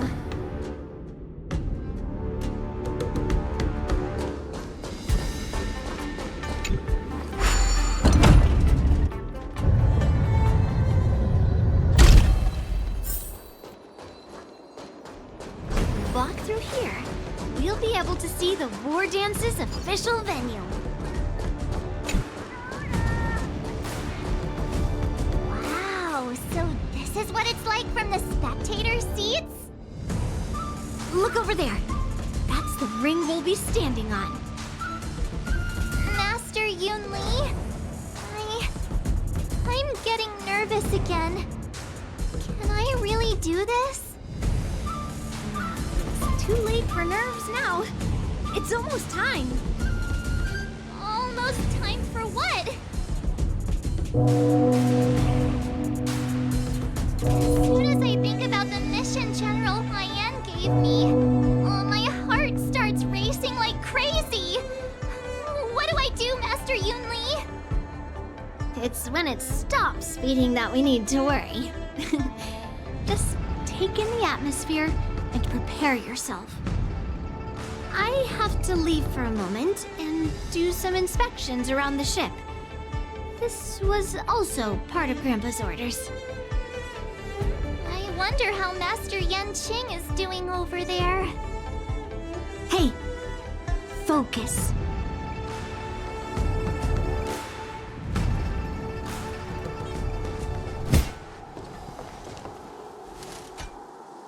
General, report! The teams are in position, and the Skyfaring Commission has taken control of the Starskiff lanes.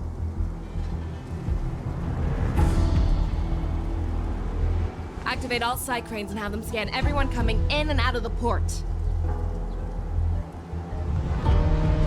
Remain vigilant at all times.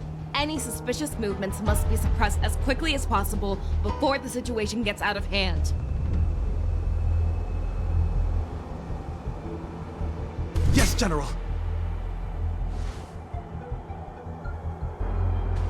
You two, follow me.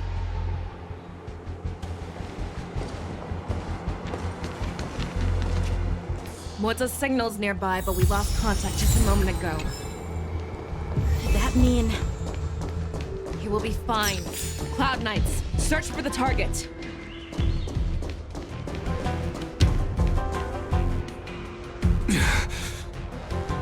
All of you, get out of my way.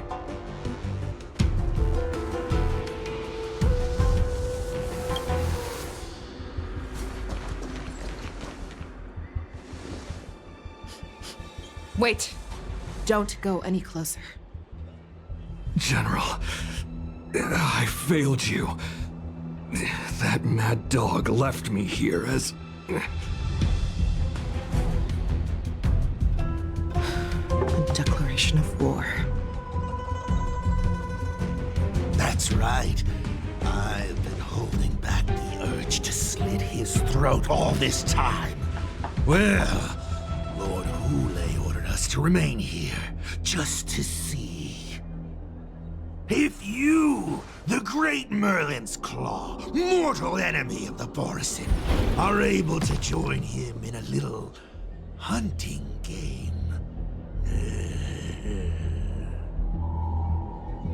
Hunting is not a game. It is a battle of life and death. Are you ready for your death, abomination?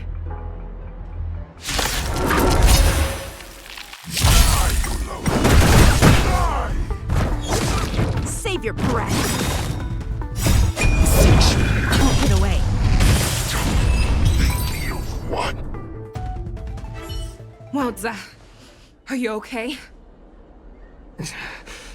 I wasn't able to save Jiaoqiu. Xueyi was more cunning and powerful than I imagined. Tell me, how is he planning to declare this war against me? With a one-on-one duel? Or with a hostage exchange, maybe? Xueyi is planning on attacking the bustling streets of the Xianzhou Lawfu. What did you just say? Impossible. Even if there is still undercover Borison that we haven't sniffed out, Hulei can't have more than a few dozen people. How is he planning on simultaneously attacking the streets of the Xianzhou Lawfu? He has an ace up his sleeve. Hulei's body holds a plague mark passed down through generations of Borison. I've seen him convert a Foxian to a Borison wolf trooper with my own eyes. This is Hulei's declaration of war. His blood. It can cause Foxians to rapidly transform and lose their minds. He has passed his blood to his minions, and is planning to spread it across the Lawfu and stir up panic.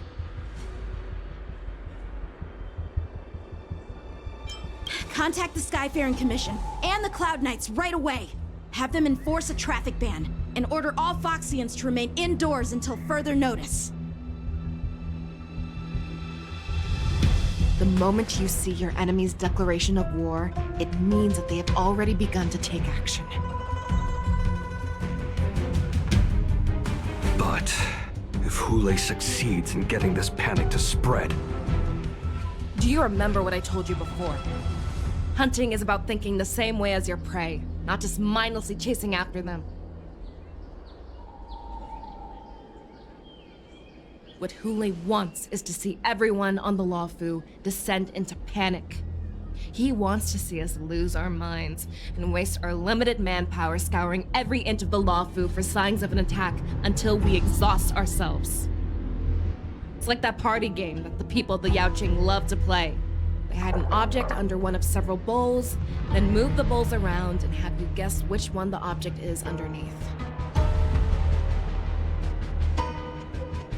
The way I see it, this is all nothing more than misdirection.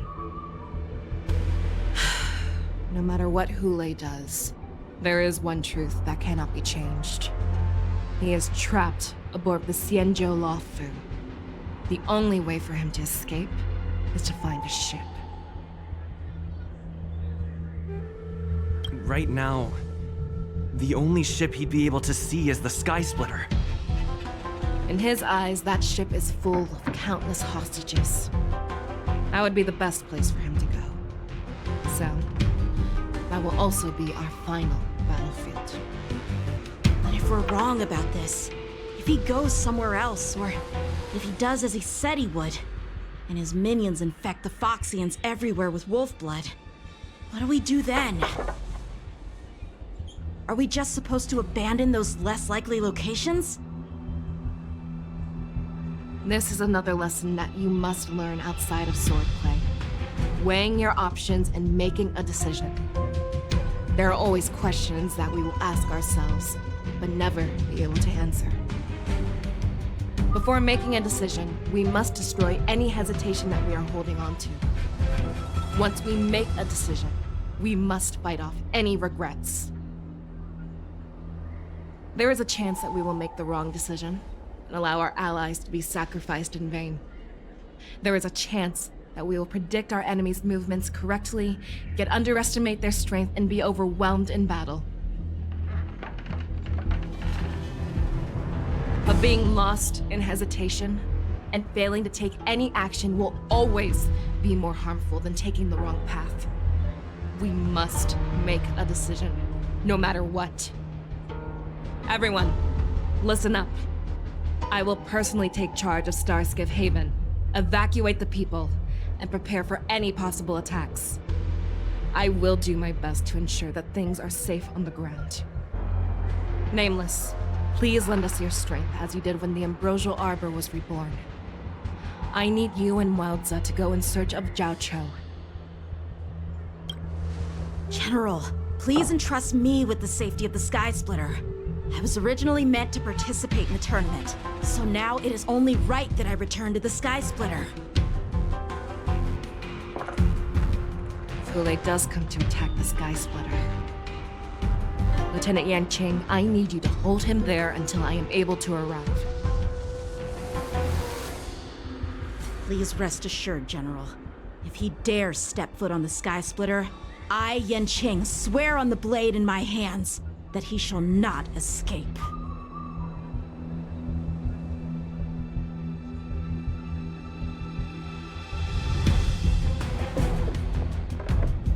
Cloud Knights! The Borson have arrogantly decided to challenge us on Xianzhou territory. They vow that they will unleash a bloodbath along the streets of the Xianzhou. The unarmed civilians of the Xianzhou and countless visitors from afar are under our protection. Let me ask you, as Cloud Knights, will we allow the Borson to succeed with their plan? Be on your guard.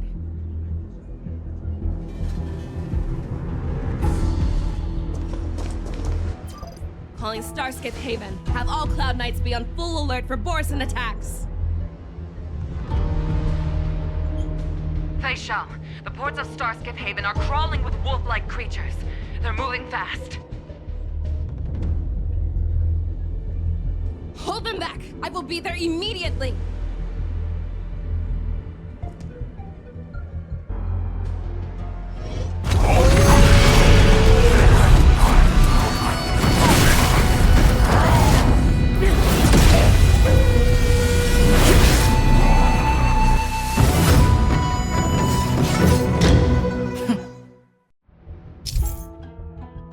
There you are, Feixiao.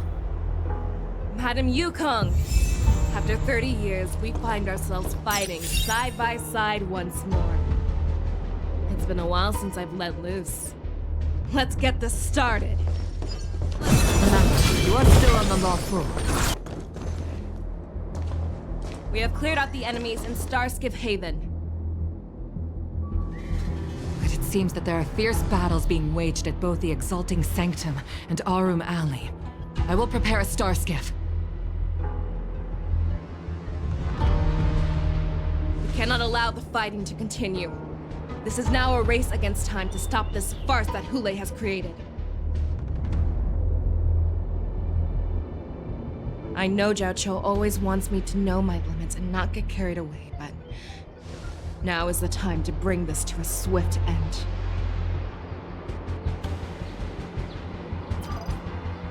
Contact the Exalting Sanctum. Tell them if they see a light in the sky, all units are to retreat immediately.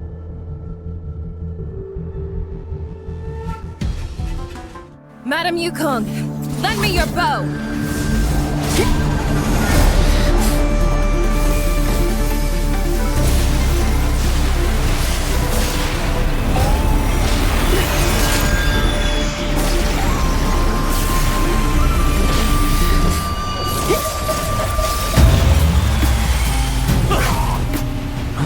What's that? Everyone, out of the way!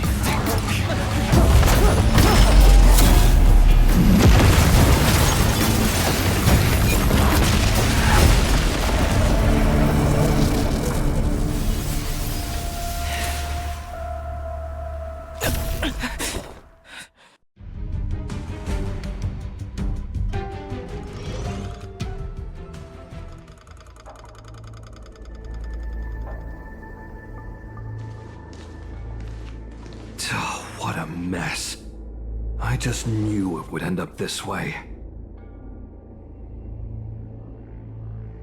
Every time she hits the battlefield, she makes a mess like this. She didn't even leave a single survivor to get intel from.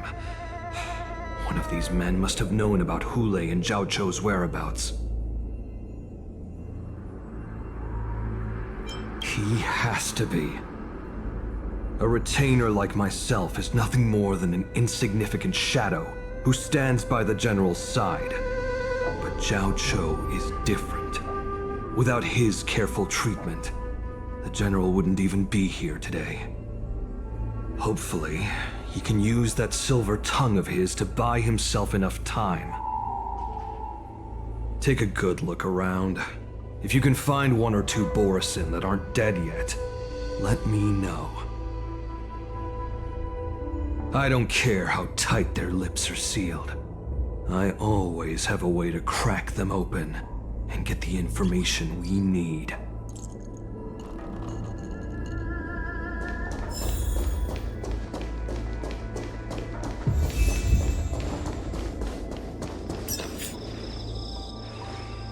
What a terrifying attack.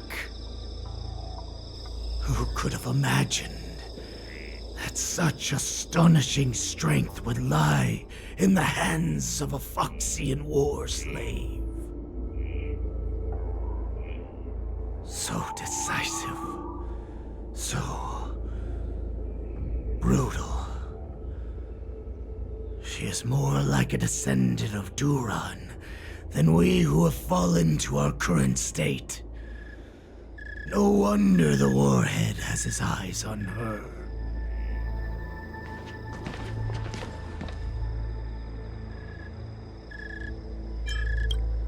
I remember you, Mock Talk. You are harder to kill than a cockroach. But the fact that you have willingly shown yourself saves us some time. It is not too late for you to surrender. Tell me, where are Hule and Jiaoqiu?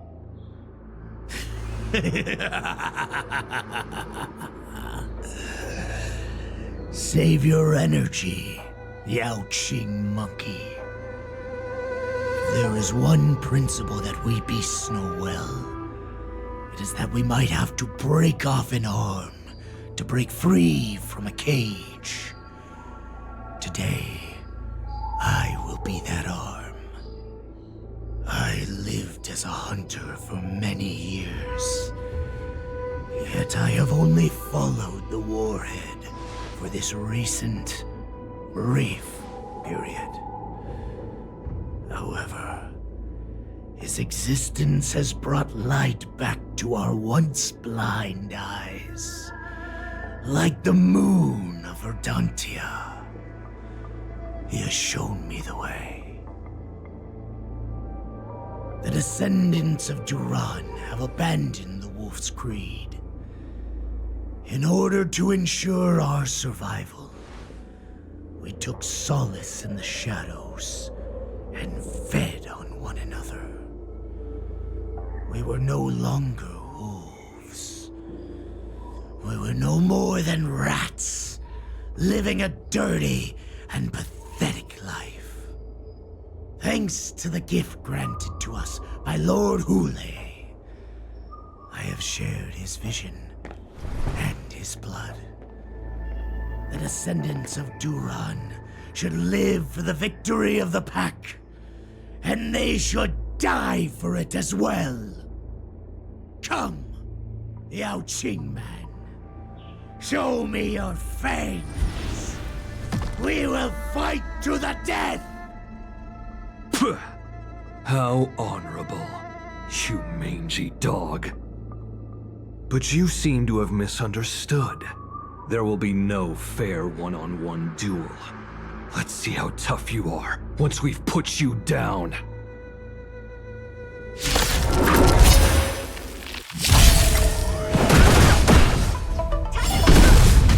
Poise in my veins!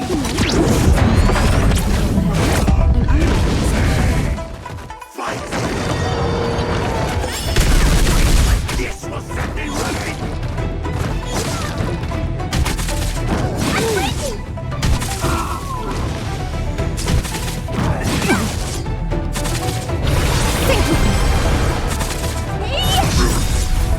This big diamond!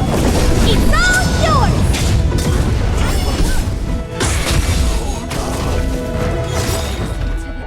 In the Abyss's revolution, your cries rise! Boris resurgence shall come. No matter how heroic your sacrifice, there is no honor in your battles or deaths, Borisin. It seems that Mock Talk got what he wished for. Hule, your declaration of war is over. From now on, no matter where you run, General Feixiao will catch you and send you to the same fate as Mock Talk.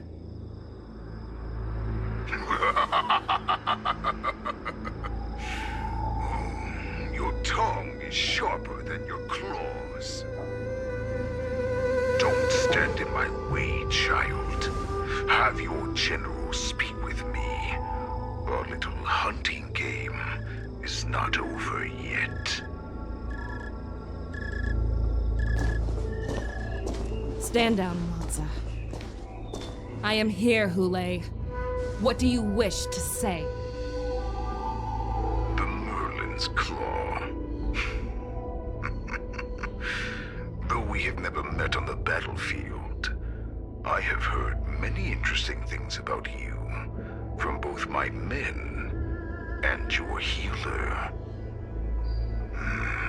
The people of the Xianzhou must be quite brave to allow a Foxian war slave with Borzan blood to ascend to the position of general.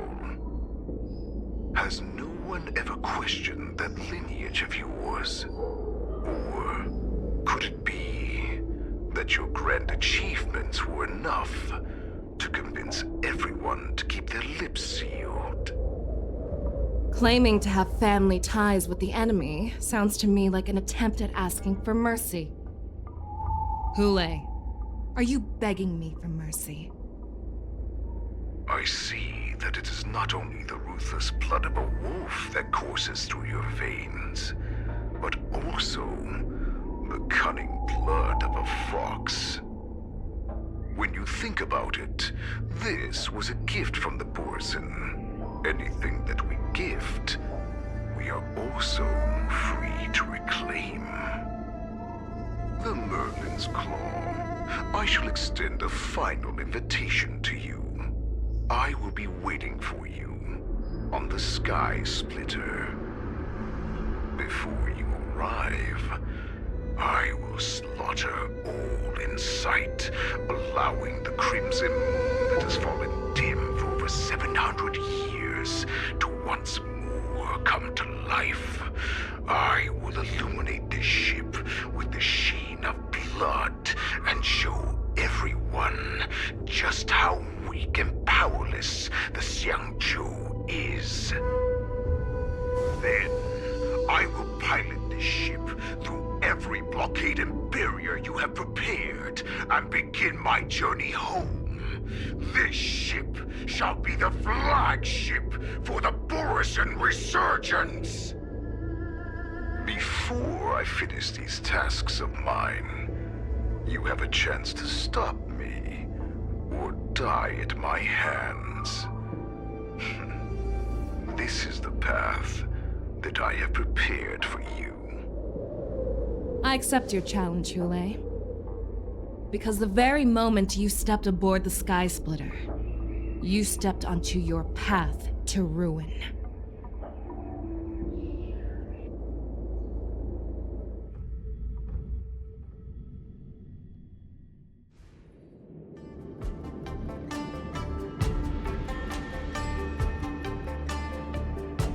I'm entrusting you not only with the honor of the ring, but also with the security of the Sky Splitter. That's easy for my grandfather to say. But this mission doesn't seem so simple anymore. The first round of the tournament is about to begin. I wonder how Yanqing and the others are doing. According to the plan, I should seek out the Cloud Knight soldiers aboard the Sky Splitter and see if they've discovered anything.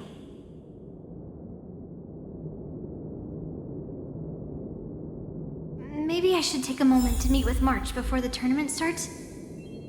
March is in the contestants' lounge right now. I wonder how her preparations are coming along. March, it's me, Yunli. Are you okay?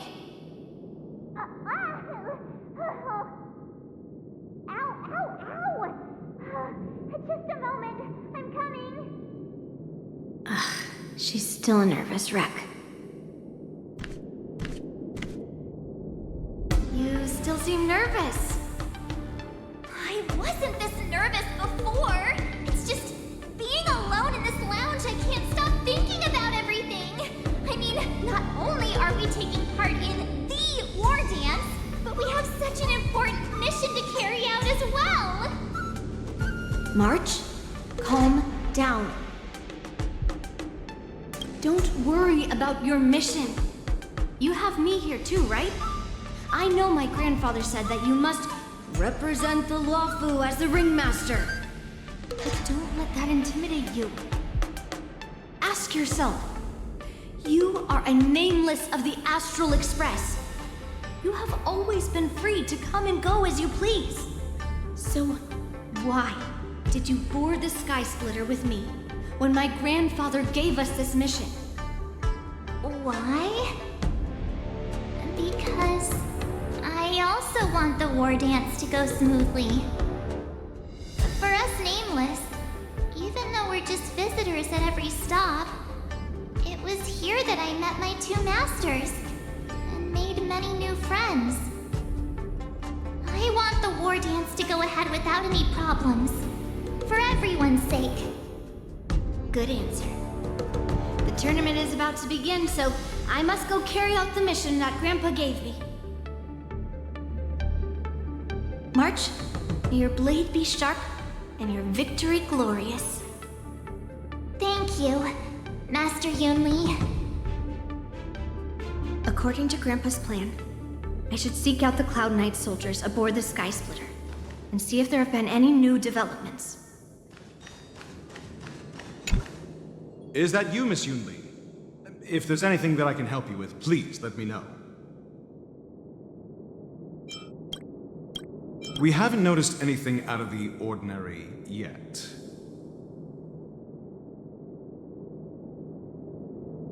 Very good. Although, there is one thing I want to confirm with you. Unfortunately, we don't have any means to distinguish between Borisin and Foxians. However, you can rest assured that the Cloud Knights are working hard to investigate the source of forged identities. All Cloud Knights on the Sky Splitter have their own responsibilities and wouldn't dare neglect their posts.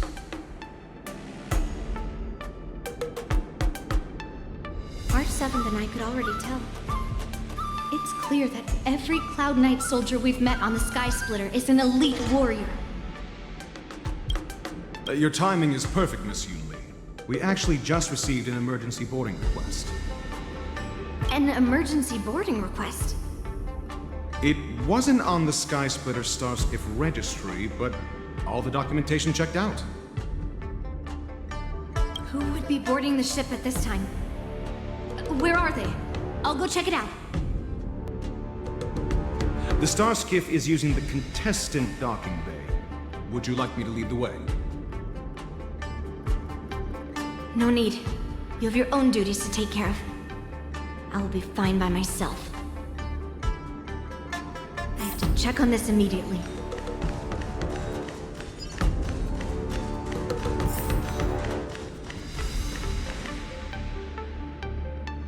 Routine inspection! All passengers, please prepare for an inspection! So this is the suspicious Starskiff. Where did the passengers go? I'm going to count down from 10. If you do not come out, I will destroy the ship. 10, 9, 8, 7, 6, 5, 4. Time is running out. 3, 2, 1. Wait a second.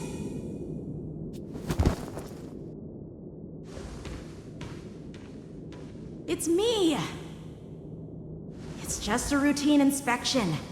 You weren't actually going to blow up the ship, were you? Is that also some kind of Zhuming custom?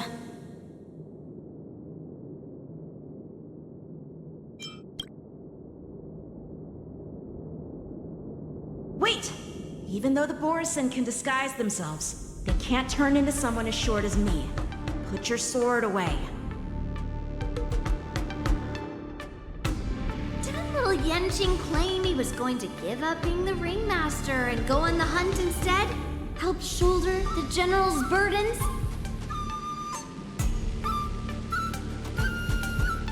The Borisin on the ground suddenly launched an attack. General Feixiao was concerned that this was all a diversion by Xueyi, so I requested to come to the Sky Splitter and provide support. I can't believe you ended up back here on the Sky Splitter after running around all over the place. But you're too late to enter the tournament now. Following Grandpa's plan, our disciple March is taking your place as ringmaster. Aren't you proud of her? When I first heard the news, I was definitely proud, but also a little concerned. More manpower is always a good thing, since the Sky Splitter is so large. Oh, and by the way, you should know that... What's happening?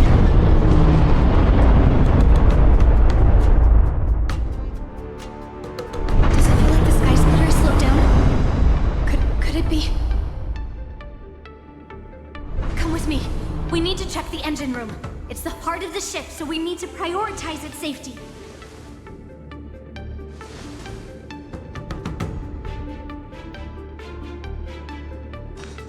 The war dance is about to begin. Contestants, please make your way to the arena. The engine room is just up ahead. Let's go.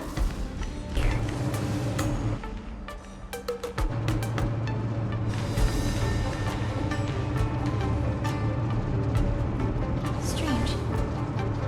Why is there no one here?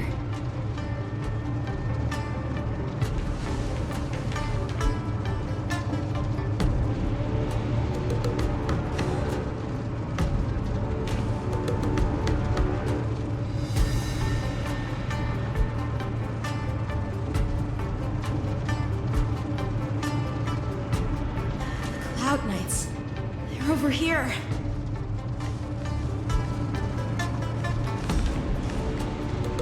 And you should be lying alongside them. Don't worry, children. There's plenty of space to hide your bodies over here. Even though I truly hoped that the war dance would go ahead uninterrupted, and that I was worrying for no reason. Now that these guys have finally shown up, it's a huge weight off my mind. Bring it on, you abominations!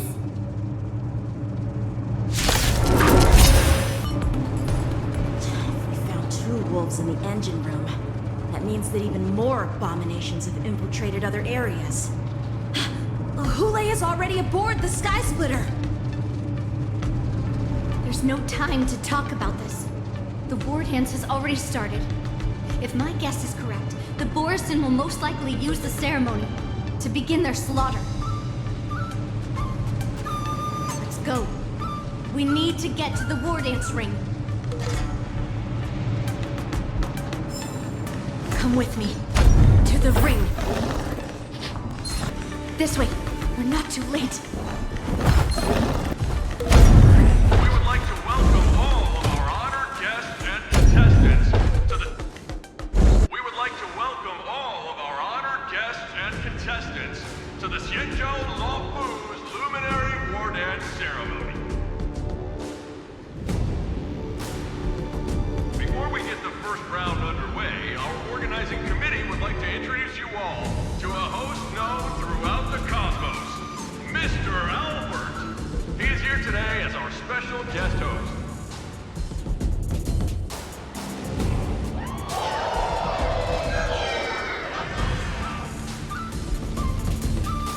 Let us invite our special guest host, Mr. Albert, to the stage to formally open the war dance.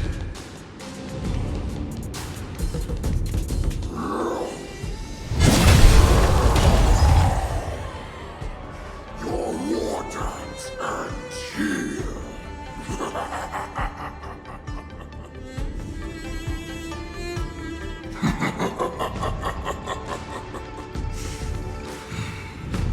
From this moment on, the Sky Splitter belongs to me. And for you, dear spectators, I have prepared a true fight to the death. Now,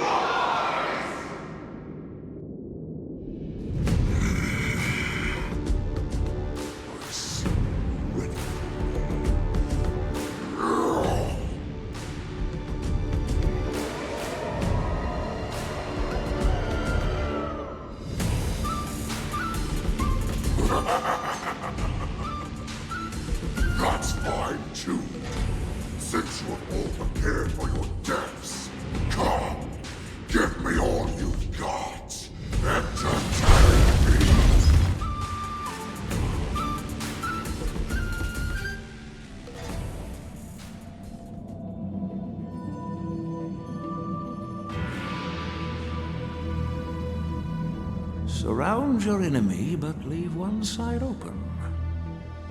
This is your strategy for ensuring that the war dance will be able to be held as usual? Precisely. When Xueyi escaped, we should have cancelled the war dance immediately. No one can predict where a wild beast like him will attack.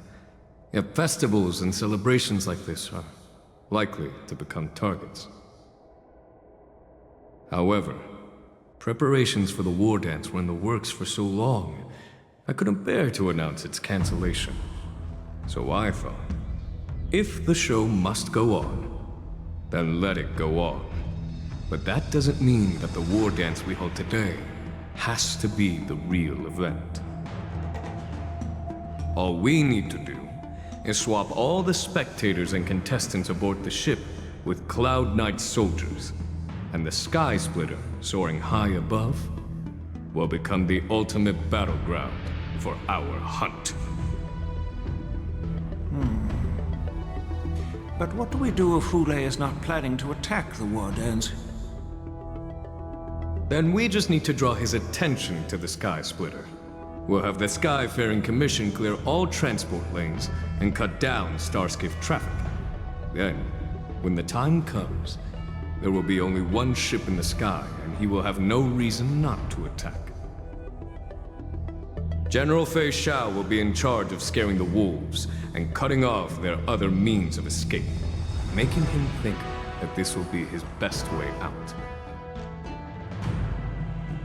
Given that the Borisin already have insiders on the Law Fu, I will be in charge of putting pressure on them, making them focus solely on keeping themselves safe. Very good. Then I'd better dust off my weary bones too. I will go with the Skyfaring Commission to guard the Jade Gate and ensure that things do not spiral out of control. Knowing that Elder Huayan is part of our last line of defense is a great comfort.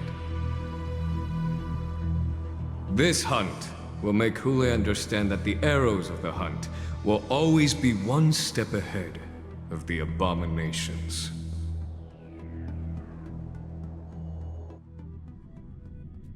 That jolt just now. What's going on? It feels like the entire ship has started to slow down. Borisin must have actually infiltrated the Sky Splitter.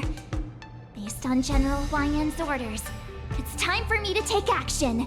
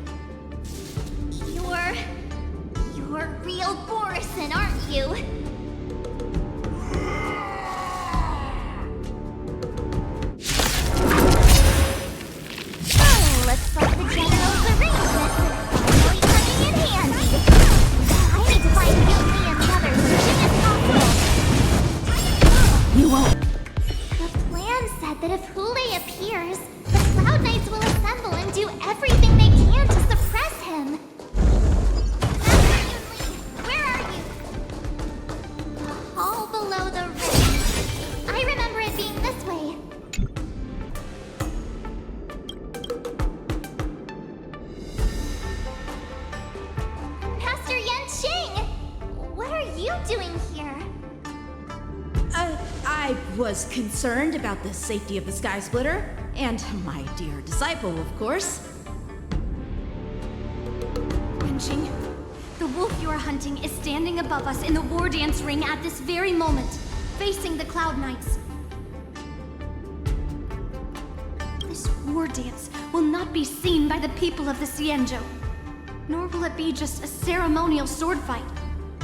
This is a battle to the death that offers no honor, only mortal danger. March. Are you ready?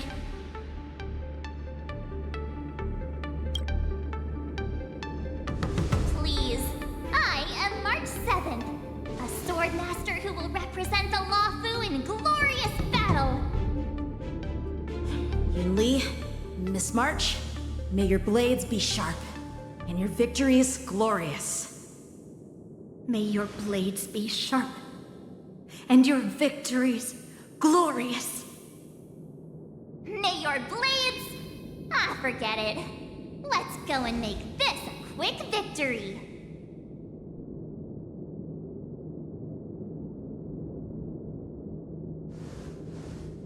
Let's go.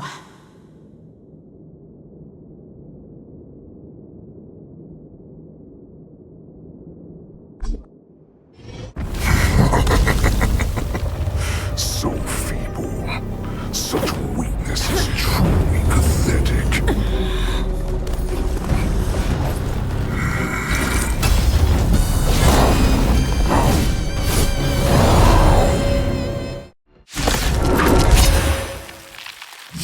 I've been waiting a long time for this moment. I see Feixiao has sent some young cubs to the slaughter. My name is March 7th. Reinforcement to the law. Not have it.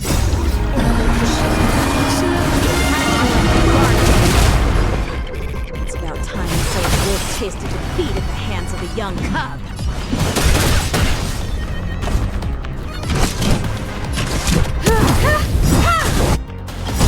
Perhaps humanity never conceals its desire to control the heavens, and I'm no exception.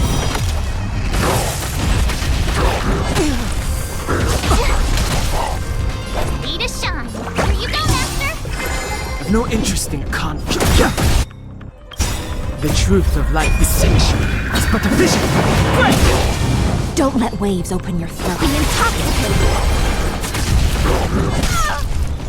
You think a little ambush is enough to defeat me? I will make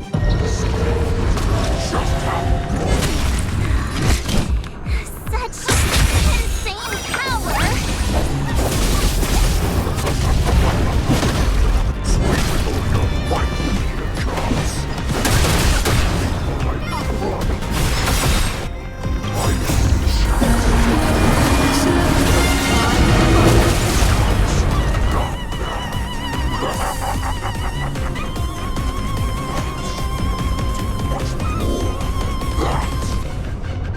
Your feeble weapons are like blades. Breakable body.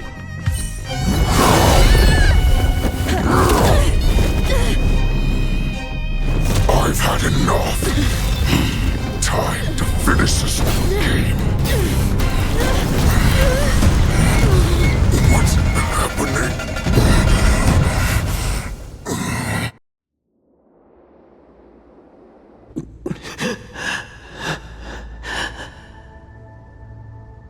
Secrets are a weapon that a hunter cannot live without.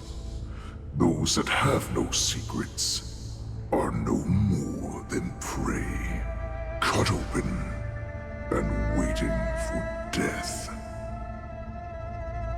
What you're saying is, in your eyes, I am no more than prey that has exhausted all of its secrets and is simply awaiting its death. Do you think you have some other escape route?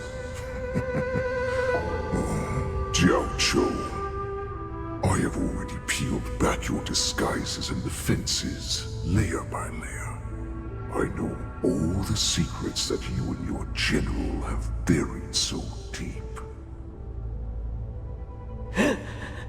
But you have told me all of your secrets too, Warhead.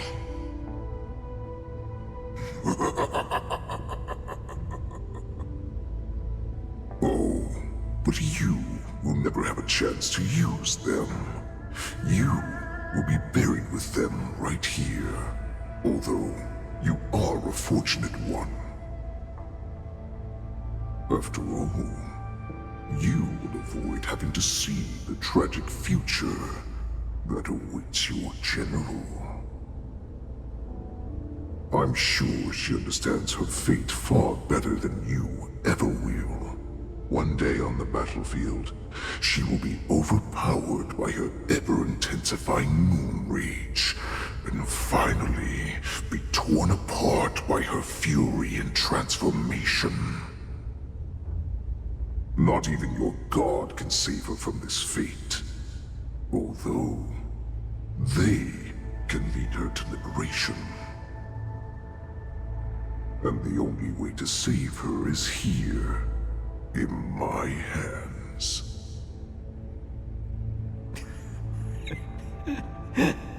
Are you the healer? Or am I? Are you really that certain of your own judgment? I must leave, Foxian. But before I go, you know what I must do, don't you? Drink blood wine. I hear it is a Borisan custom to kill prisoners and drink their blood before battle to stir up their madness. You really did put hard work into researching us. It is a shame that this is where your journey ends.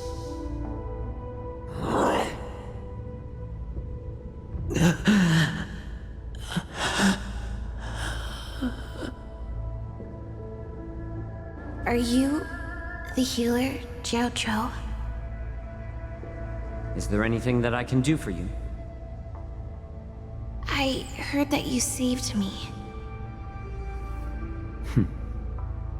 There's no need to thank me. If you're a healer, can you cure my moon rage? And what if I can? Do I just sit back and watch as you head back out to die in battle? Listen to me, child.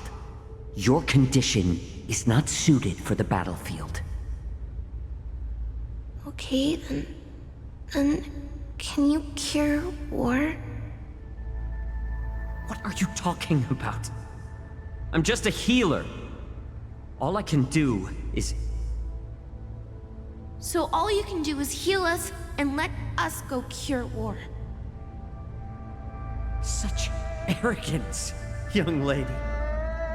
This war has been waged for thousands of years, and it will only continue.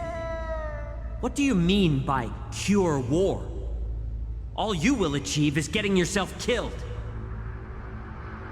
You healers work yourselves to the bone to save people, even though there will always be sickness and death. So we will also keep fighting. I cannot speak for the dead, but I know that General Xueyi, as well as all the warriors that never returned from battle, will not have died in vain. They fought so that others could make it home alive. Your actions are no different.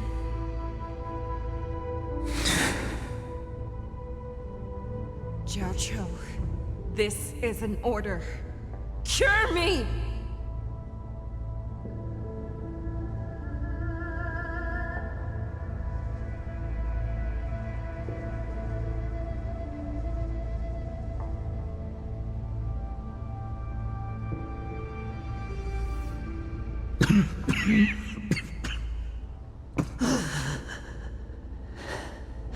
Those who have no secrets are no more than prey. Cut open and waiting for death. Enjoy the taste of my fresh blood, Xueyi. Unfortunately, I am not a man without secrets. I still have one little secret hidden up my sleeve. Tumble dust.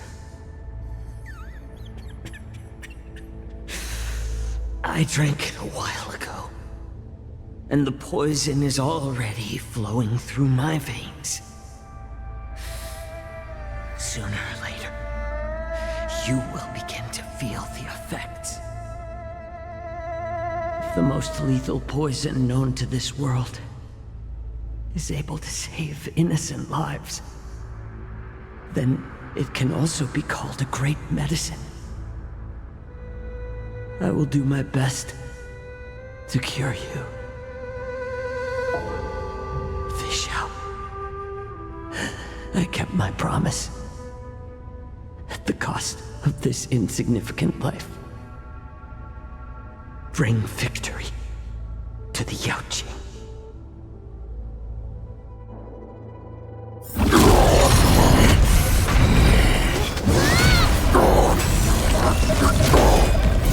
So, you want to play dirty? Yeah, it's colder. My sword is even colder!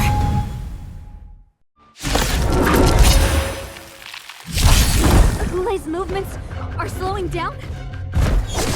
This is our chance. Someone else take this one. Dog down! Time to show you what I can reel. Azure Dragon, White Tiger, less cards, watch this!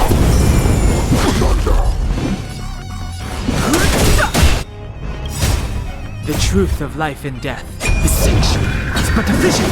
Break!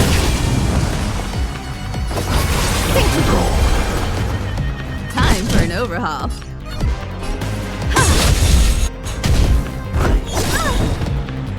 Perhaps humanity never conceals its desire to control the heavens, and I'm no exception.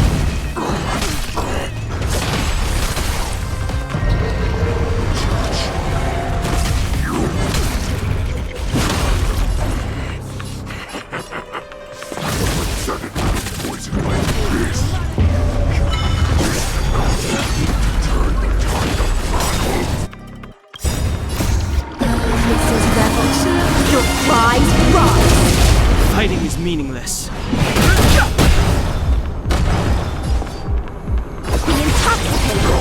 I have something for you.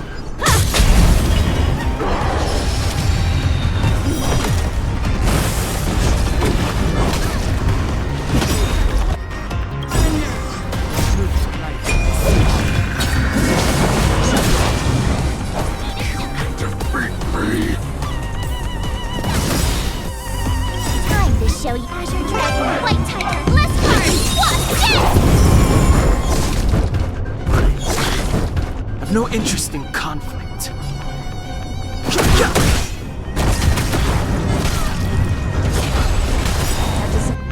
Not me, you cannot be overpowered. Power of the Black Knight is in my blade.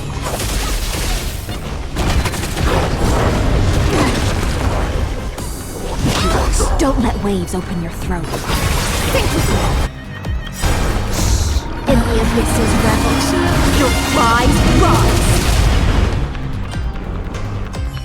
Impossible! How could a mere whelp defeat me?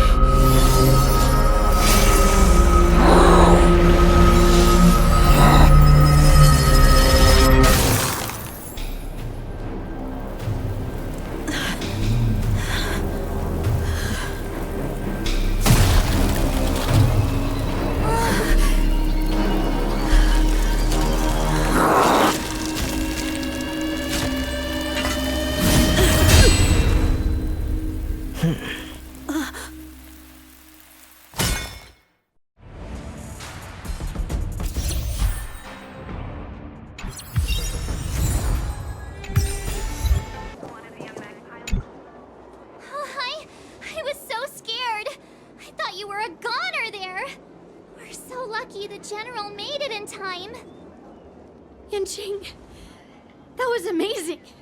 The final blow you dealt to Hulei! How have I never seen that before? Do you want to learn it? I can teach ya. But, I'll need some time to heal up first. I hate to say it, but if you can teach me that move, I'll maybe admit that you're just a tiny little bit stronger than me.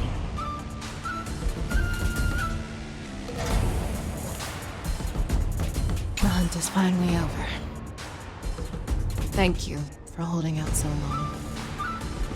The Cloud Knights are withdrawing as we speak. Lieutenant Yanqing, how are you holding up? I thought I was done for. I wouldn't want General Jing Yuan to lose the disciple that brings him so much pride. When I sensed that Hule was not on the ground, I raced to get here as quickly as I could. Who would have imagined that I would arrive late to the battlefield for the first time in my life? No. Perhaps you young ones' blades were just too fast for me. I originally thought, in the best-case scenario, you would team up and hold this beast back while protecting yourselves. However, you joined forces and defeated Hule. The youth are truly to be feared and respected. Come, we need to lock up Hule once again before anything unexpected happens. Yes, I was defeated, but this was not unexpected. And regardless, you still showed your face, Feixiao.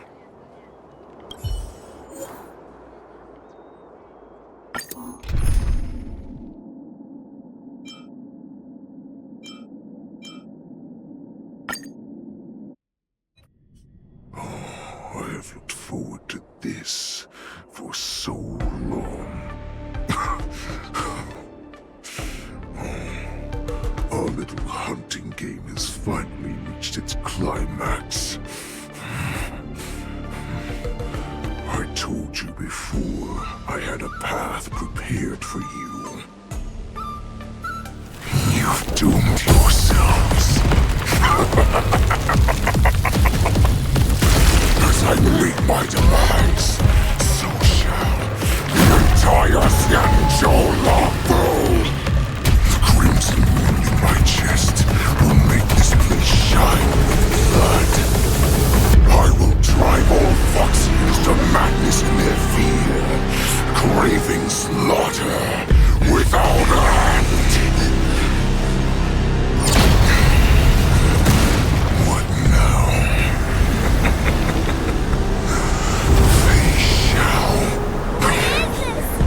This is the heart of the Borisin Warhead, a product of the Plague Mark. I'll leave the next part to you.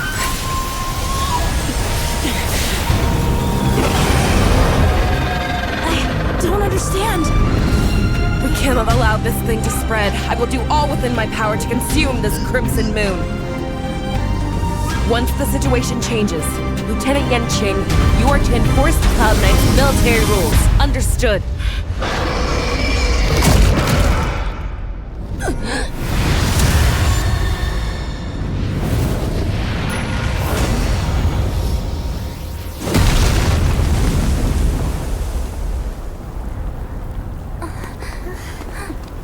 General!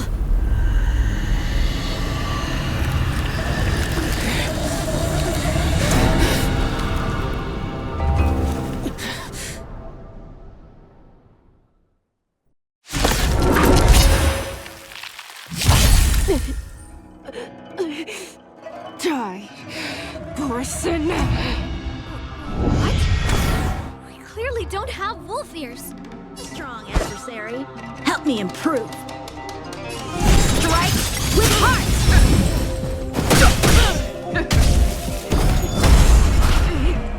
I will not allow any of you to leave the Sky Splitter!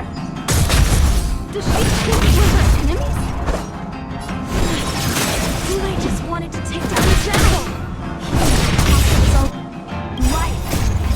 Stay out of it, general.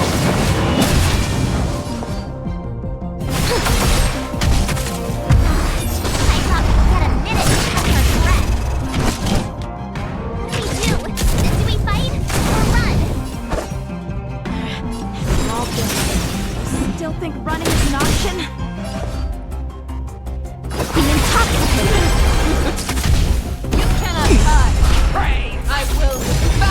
something for you. Perhaps you humanity never can see as its desire to control the heavens, and I'm no exception.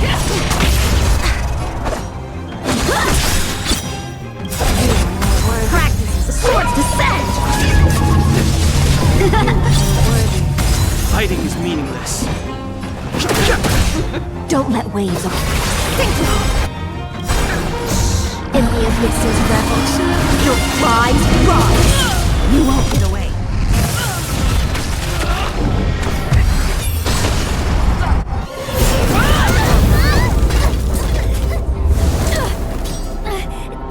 We can't let her get away! But do we stand any chance at all?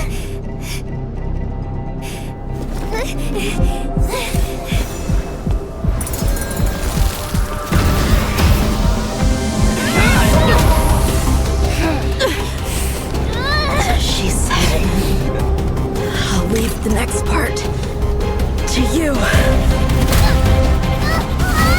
She put her faith in us! Trying. I promise. I will cure you. Feixiao. No one can live forever, Jiaoqiu. This time, I must break my promise.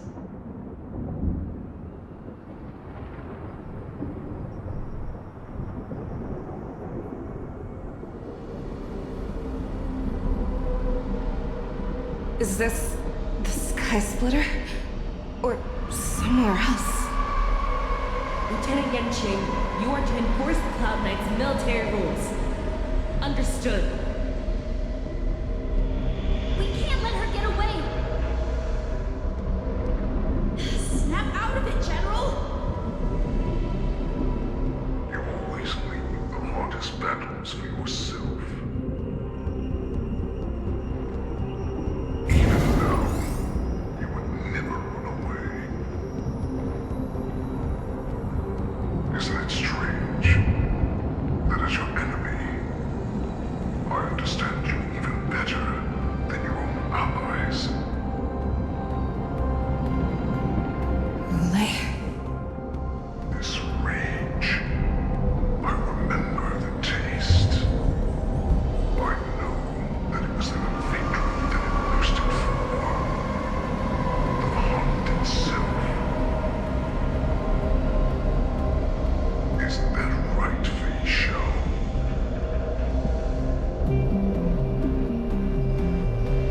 You shouldn't be here. I saw you die with my own eyes. Just consider me a figment of your imagination. Before every hunt, I make preparations for defeat and retreat. But not this time. This time, defeat was exactly the ending I was racing towards. When I learned your story from Jiaoqiu, I realized that he had always been hiding a secret, and that not even the healer himself understood the meaning of this secret. What an ironic fate, don't you think? All this time, waiting for this day to come. I never imagined that this was how it would turn out. But I accept it. Now, let us break through the ironclad defenses of the Auditor General's heart and see what secret she has hidden in those deepest, darkest corners.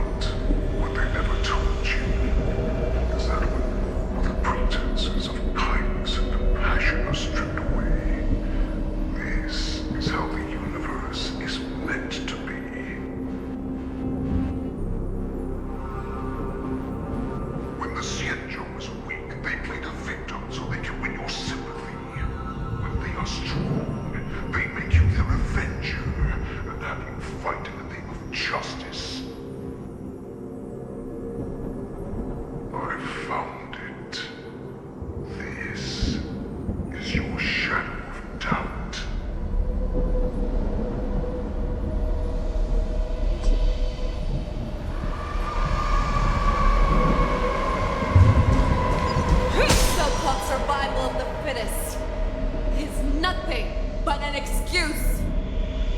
You cannot weaken my resolve, Xueyi. Blinded by the fury of your moon rage, you slaughtered your allies. Erland's Claw, you have betrayed the Alliance. Your actions are no different from those of the abominations we stand against. At the end of the day, it is the blood of the abominations that runs through your veins. One day, you will inevitably become an enemy of the Alliance. Cloud Knights, formation! You went to the arms of your masters along without hesitation. You thought that you would found freedom, respect, and recognition.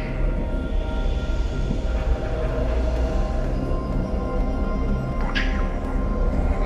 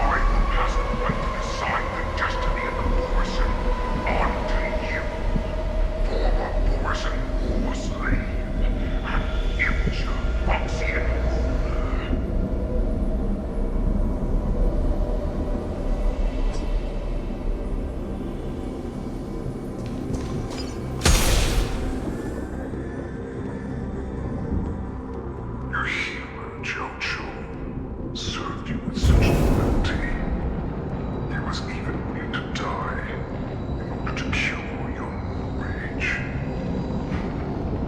I told him before that the only way to save you lay in my hands.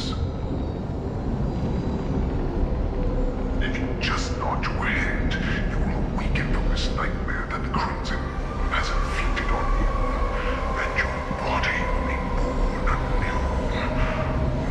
From that moment, you will no longer be trapped by your rage.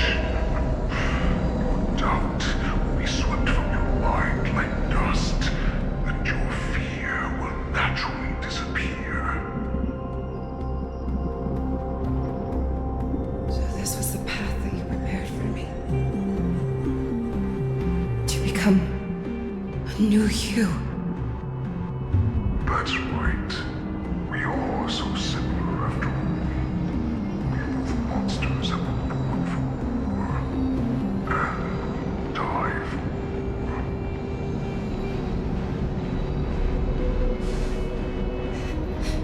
I'm sure my answer doesn't need much explanation.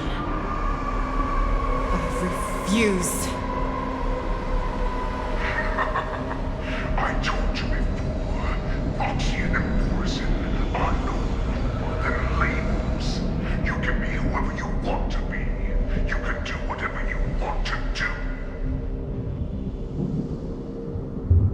Accept these truths, and the Morrison will bow to you.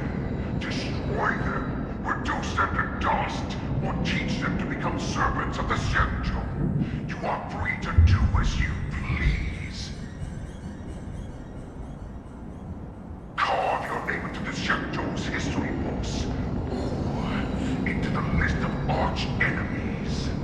You have the final say. You do not understand, Yunli. You have no idea what it is that I truly desire. When I was just a child, I stained my hands with blood for the first time, in order to escape the whips and shackles of the Wolf Masters.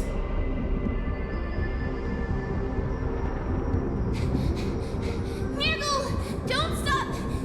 Keep running! I can't run anymore. Saran, are they catching up? They're still behind us. Don't stop! Nurgle, look up! Look at that light in the sky! That's a shooting star. It's shining down on us. If we just tell it our wish, we can have our freedom. We will all be able to escape. We'll win our freedom and then share it with our cooler brothers and sisters. So you have to run! Quickly! We can do it! We can escape!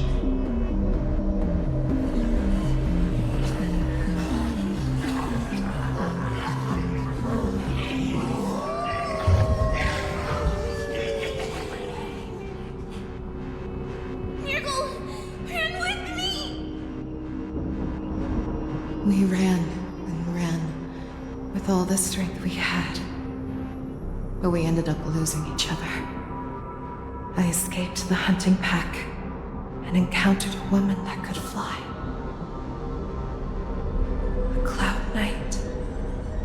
I imagine you kept your promise. Unfortunately, when I led her back in order to free my cooler companions, there was nothing left there but a bottomless pit.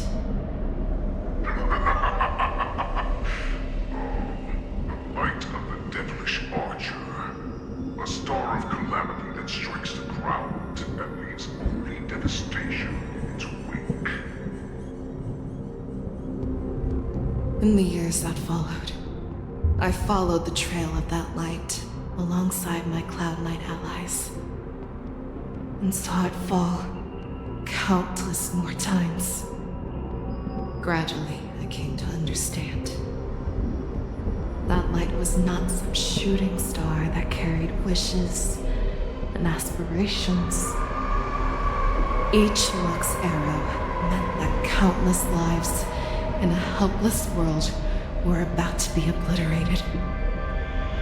I prayed to the god of the skyboat that I would never have to witness one of these shooting stars fall again. But they ignored my prayers. That's right. They never answer us. They just let us loose in this world to massacre each other. That is why the fierce battle between us has raged to this day. If the gods who never bleed nor cry, who watch silently from above, refuse to listen to the prayers of mortals, then we have no choice but to fight for our own desires. Do you understand now, Saran? You and I are similar in more ways than you think.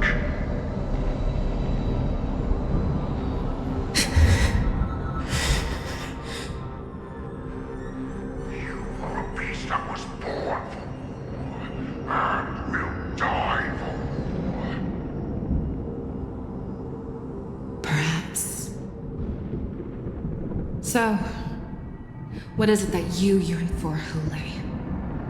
Why is it that you fight?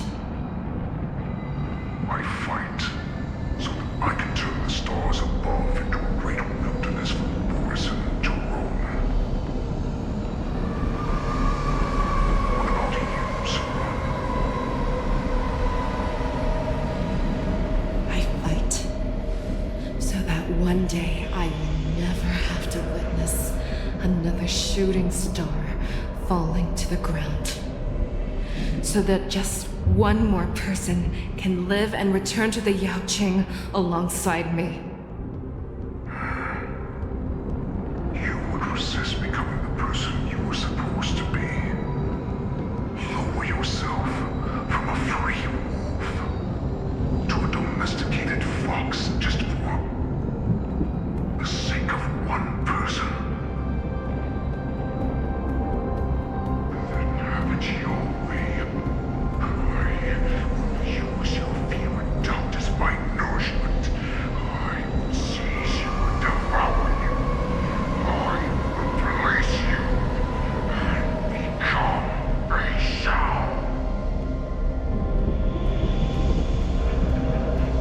We are so similar. Both monsters that were born for war and will die for war. You were right when you said that, Xueyi. So, I shall pray to the heavens. Even if they do not respond to me, I pray that the arrows of the hunt will pierce the heart of every monster.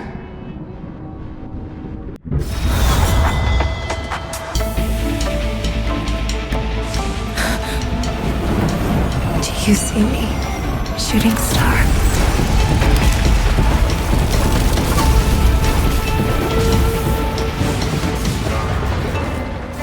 The knights are sworn to protect the Xianzhou.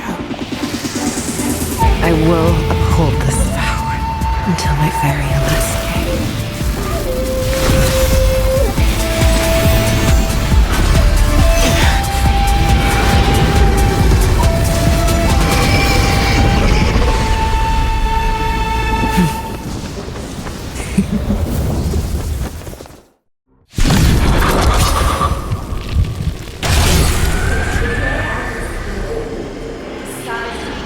Tears of blood, and all living creatures are bowed. I once knew and hunted the weak. Now, I will use your hand beast as my weapon, and your name as my prey. Feixiao!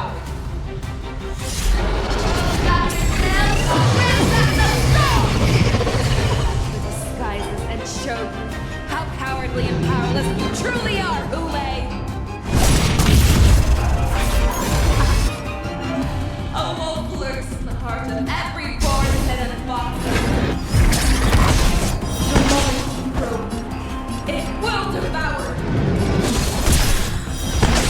Offer you a requiem. Be intoxicated. I swear to you. Forever triumphant! Fighting is meaningless. The truth of life and death, the Feixiao, is but a vision. Feeble mimicry.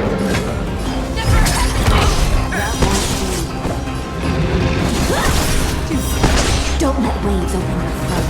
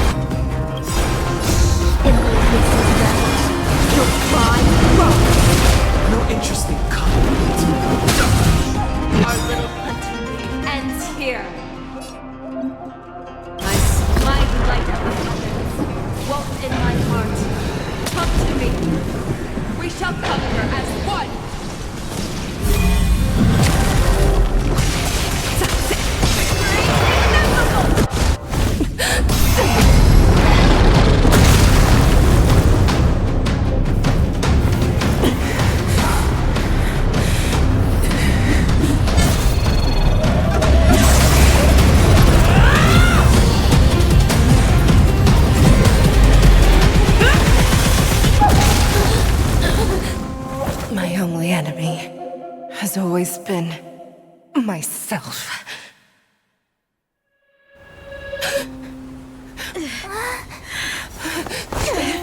General. General, you're awake.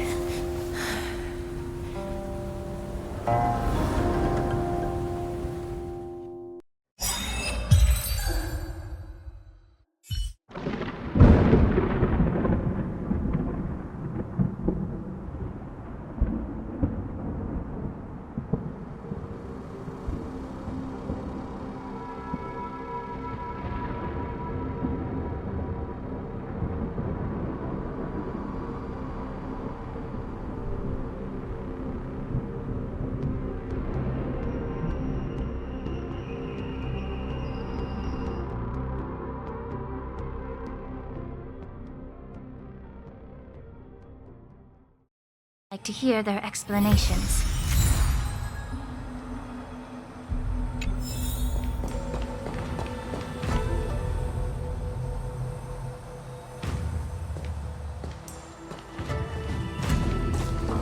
Welcome, Miss Lingsha. I am Preceptor Tauron.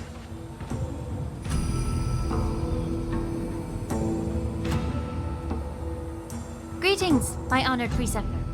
It's been a while since we last touched base. I've brought a friend with me today. I believe you're already familiar with each other.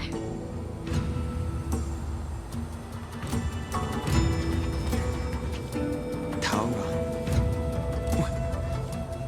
Elder Taoran? I remember when I was exiled, you were on the verge of passing on. What's with this new look?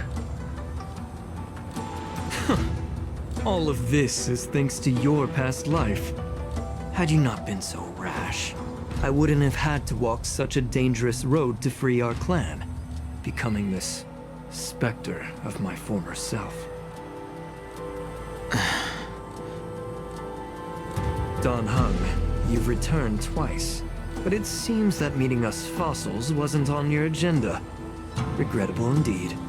Now here you are to meet me anyway. Life does love its ironies, doesn't it?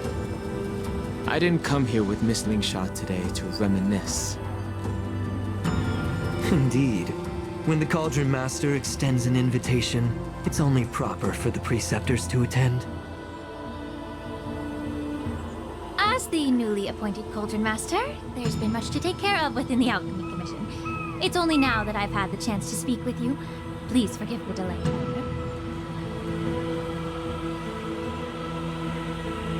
I sent over some evidence regarding the prison break in the Shackling prison. I trust you've already looked it over.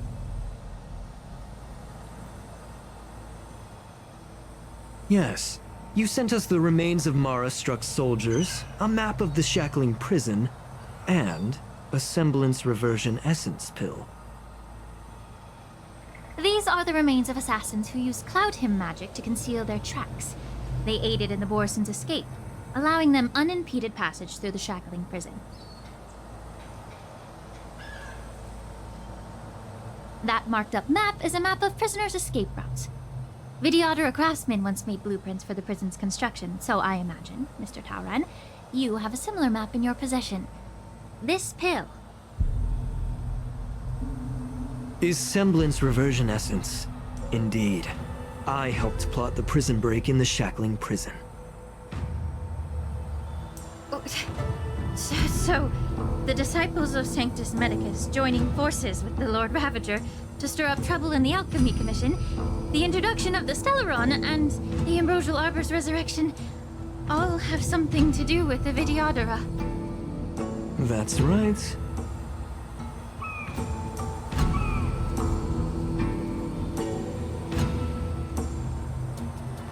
Are you surprised? After all, both of you were sent here by the Seat of Divine Foresight as messengers to hear my confession, weren't you? Ever since the sedition of Imbibitor Lunae, the population of the Vidyadhara has dwindled. With the High Elder exiled, a few of us preceptors had to do what we could to turn the tide. My methods might have been drastic, perhaps even incomprehensible. But it was all for one cause. The survival of the Vidyadhara. Yet, the Xianzhou natives zealously forbid any plague marks and did nothing while the Vidyadhara suffered. Don Heng, Lingsha, as Vidyadhara, you should understand the desperation behind my actions. All I've tried to do is to ensure our survival. I'm well aware of the challenges the Vidyadhara face. Fighting for survival isn't a sin. But Elder, your actions have gone beyond mere survival. You've become a beast driven solely by the propagation, devoid of even a hint of empathy. Oh. Despite calling ourselves a noble draconic bloodline, at our core, we're merely bipedal beasts. The survival of our kind is paramount. If I hadn't resorted to beastly actions, the Vidyadhara might not even exist. The sages show no mercy, as the old wisdom goes. When the High Elder abandoned our people's survival, I had to shoulder the world's sins alone. Lingsha, Don Heng, the past is behind us, but the future of the Vidyadhara still lies within your grasp. The situation on the Xianzhou Luofu has changed rapidly. As Vidyadhara, we must unite in purpose and avoid the mistakes of the previous Imbibitor Lunae. I was initially skeptical about the Vidyadhara's betrayal of the Alliance. But after hearing your confession, I realized that there is no point in talking about trust. Breaking the covenant of our alliance will bring war upon the Vidyadhara. Even if we are able to have offspring again, what difference will it make? Once my plan succeeds, the Alliance will see the Vidyadhara as their saviors, because both parties ultimately share the same interests. So now that survival won't convince us, you want to talk about interests?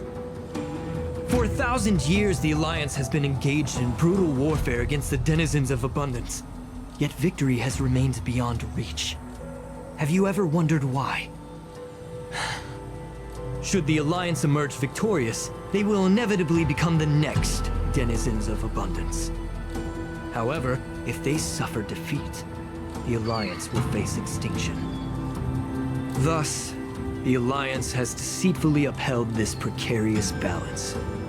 However, I have a way to escape from this dilemma. The Alliance's path to salvation lies within the secret of dragon transmutation. Imagine if there were a way to transform other life forms into Vidyadhara.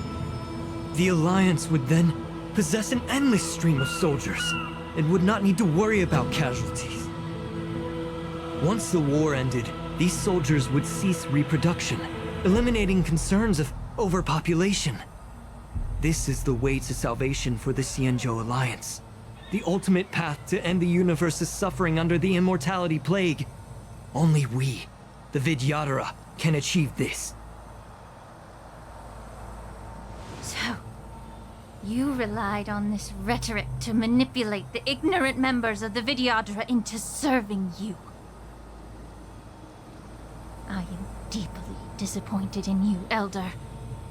Your thoughts and intentions are completely devoid of empathy.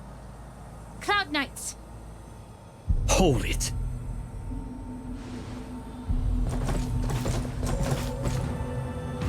Miss Bailu! Mr. Dan Heng and Sister Lingsha! Everyone's here? You think I don't know why you're really here? Jing Yuan sent you here to test me, didn't he? According to the oath between the Alliance and the Vidyadhara, it's forbidden to spill Vidyadhara blood on their own territory. Are you all ready to violate this oath in the presence of the Luofu's High Elder?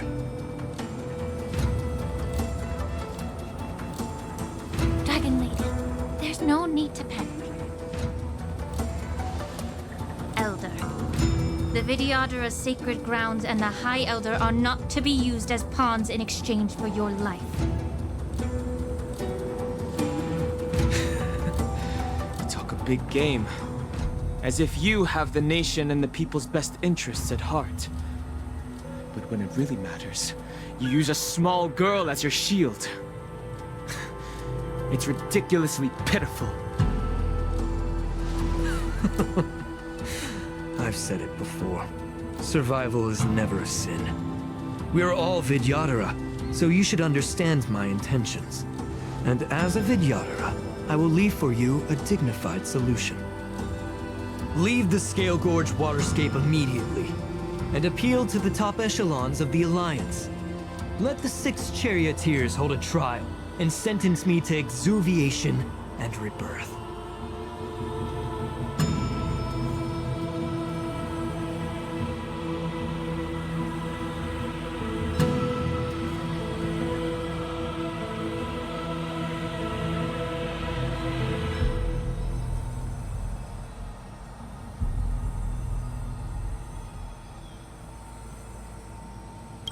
I see right through your plans, Mr. Taoran.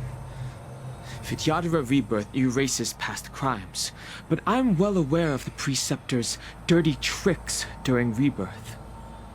You might not be you, but you will still be you. I won't forgive myself for past sins under the pretext of knowing nothing, nor will I allow you to evade accountability. Dan Heng, I've always disliked your inability to see the bigger picture. Rebirth hasn't changed you one bit. Miss Bailu, as High Elder of the Lawfu Vidyadhara, please share your thoughts at this moment. I don't want to stay here. I'm tired of being pushed around. I'm not some puppet to be controlled. Please, take me away with you. I understand. As the oath dictates, members of the Alliance are forbidden from harming Vidyadhara here. But I've long since severed ties with the Alliance. Right now, I'm simply a nameless, free to come and go as I please. The oath of the Xianzhou means nothing to the spear in my hand.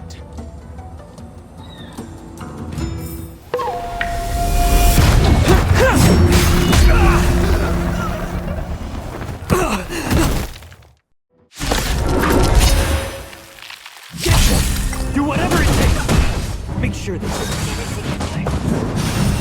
Time spent fulfilled. Everything in this world is bleeding.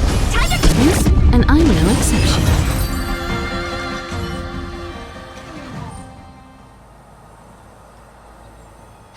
Dragon Lady, are you alright? I'm fine. Thank you for rescuing me.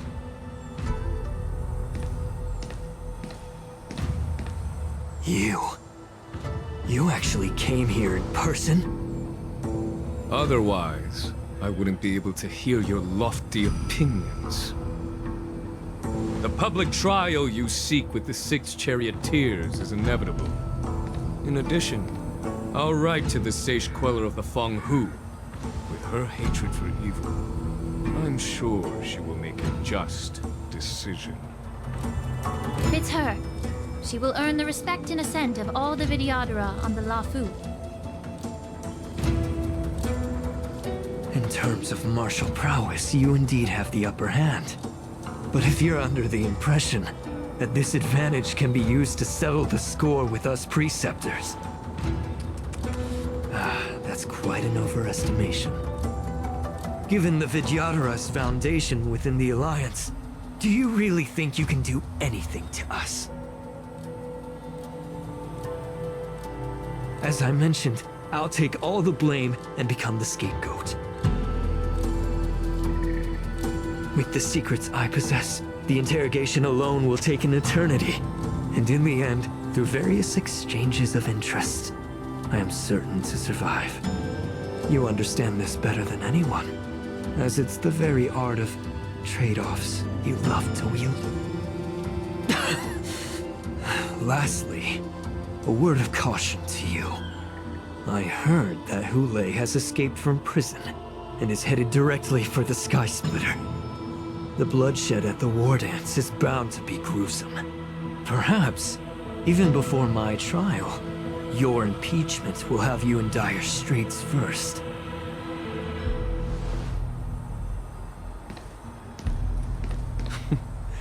Regrettably, Mr. Taoran, the Sky Splitter only hosted Cloud Knights today. No audience. And just moments ago, Hule was executed by the Cloud Knights.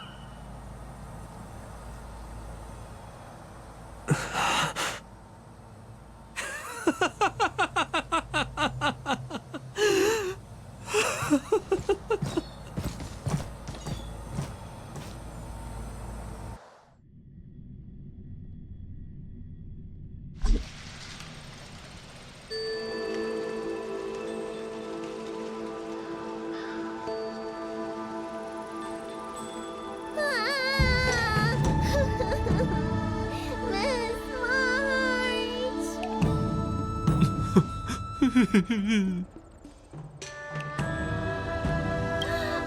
March! My dear Miss March! I was only in the bathroom for a little bit, and you've already arranged my death? Hey, can't you play some normal games with Dragon Lady? Are you amused? All right, enough playing. It's time to visit my masters.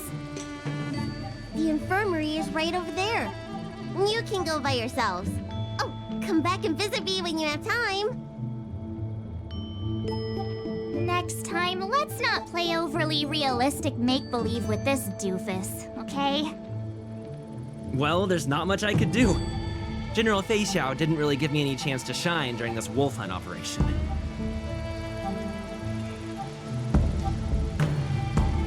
If I had been in the ring, I could have knocked down 10 Hulays with just one strike.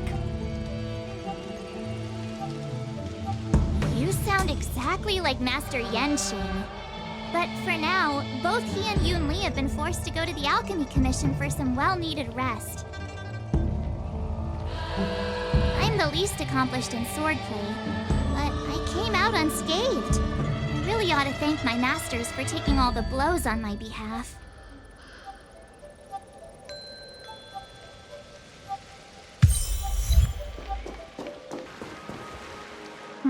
Look who's here. The beloved Trailblazer and the charming March 7th. You came to the Alchemy Commission today. Oh, I get it. You are here with March to visit her masters, aren't you? Exactly. How are my masters doing at the moment?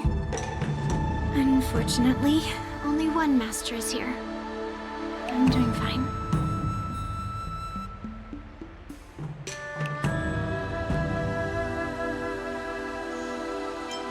Hey, watch your words! Don't you jinx my master! His injuries weren't that severe. But, well, he'll still need some more time to rest. Considering the intense battle with Hule, and then with General Feixiao, the rigorous sparring session with her. His small body couldn't take it anymore. Master Yunli, didn't you also engage in combat? The little babies from the Laofu just don't have the resilience that us kids from the Zhuming have. I heard from Moze about the tough battle against the wolf troopers. You fought alongside Moze. Did you get hurt?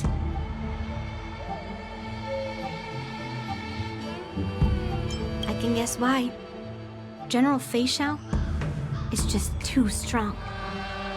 Yunli, go and lie down. Got it, Lingsha. What about that smiley fox healer? And the guy with the hood? Thank goodness you and the others found Jiaoqiu. He lost a lot of blood and needs to rest properly. He and Moze are seriously wounded.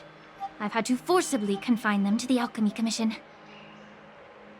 All three from the Yaoqing are critically injured. But fortunately, the Xianzhou Laofu has a miraculous healer lady. It's a silver lining in this misfortune. It looks like the entire delegation from the Xianzhou Yaoqing is gathered at the Alchemy Commission. Why don't we go see General Feixiao and bring her some fruit? I would normally say no, because they need to rest. But, alas, what can you do when the two of them have a leader who is just as restless? General Feixiao just slipped out of the recovery room. She thinks she's so sneaky, but I know everything that happens in the Alchemy Commission. If you're looking to meet her, the luminescent depths might be your best bet. I spotted her heading that way earlier.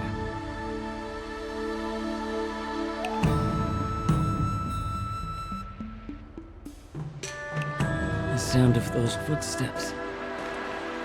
They must belong to General Feixiao. Out and about, despite the doctor's orders. What a coincidence. Someone else who refuses to listen to the doctor's orders. Well, being a doctor myself, I don't think my knowledge of my own body is inferior to the Dragon Lady's. The healer does not heal himself. Don't try to act tough in front of me.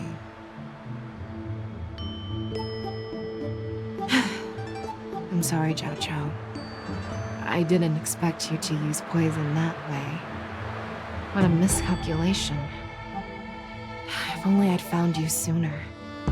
If only I hadn't sent you to the shackling prison. The way you're speaking, is this really the Feixiao I know? Or could it be a Boriston assassin, imitating your voice to take my life?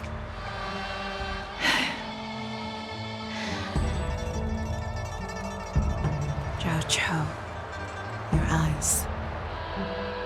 You can't see anymore, can you? I can still clearly hear the sound of the waves. That's enough for me. Don't blame yourself. You know what I'm more concerned about? Has your body had any changes since you swallowed the Crimson Moon? I'm not sure. There don't appear to be any changes. However, the many doubts that once plagued me have dissipated. I never thought I'd live to hear you discuss your health again. But thanks to Moze and that child, the price I've paid seems trivial compared to what we've achieved. I hold no grievances, Feixiao. I am content.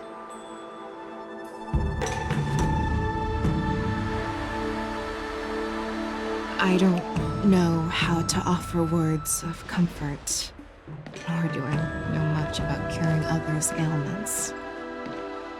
I am just a warrior, so my pledge to you is simple.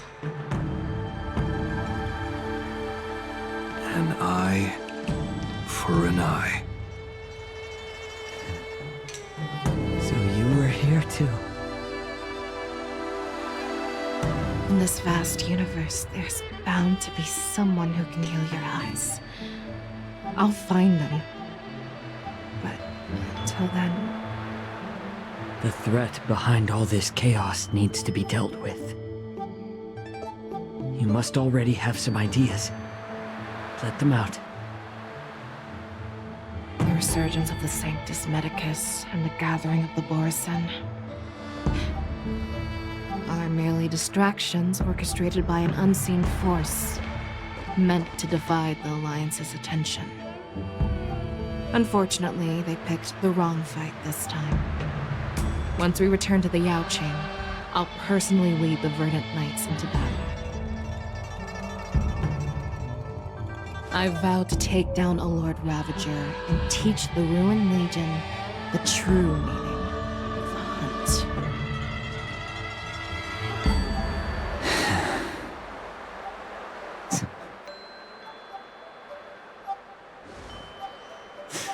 I knew it.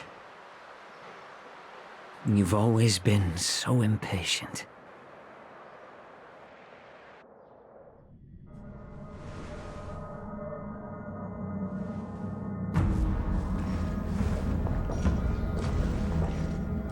I apologize for my tardiness once again.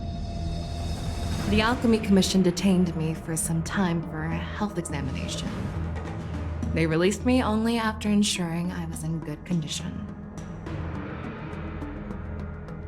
Oh, General, seeing you safe and sound puts our minds at ease.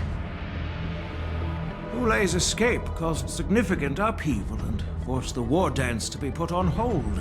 A truly unforeseen disaster. Fortunately, the younger generation showed their valor. They bravely tackled the crisis, putting an end to the disaster and providing a glimmer of hope in a dire situation. Before Master Diviner Fu Xuan's departure for the Yutre, I consulted with her about the war dance.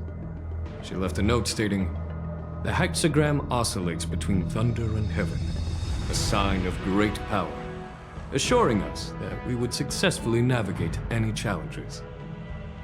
She advised me to trust the younger generation's abilities and let them lead. Her predictions, it appears, have come true. It's just... the Xianzhou Luo Fu's long-standing duty of keeping Xueyi imprisoned ended with his death on the Sky Splitter.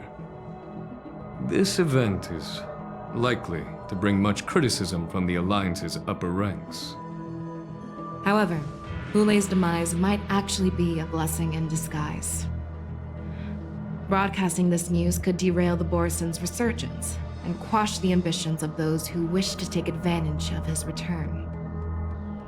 Hand over Hulei's remains to the Xianzhou Yaoqing, and I'll handle the explanations to the Alliance. But what about the war dance? While the Wolf Hunt mission was a success, the events on the Sky Splitter remain a secret.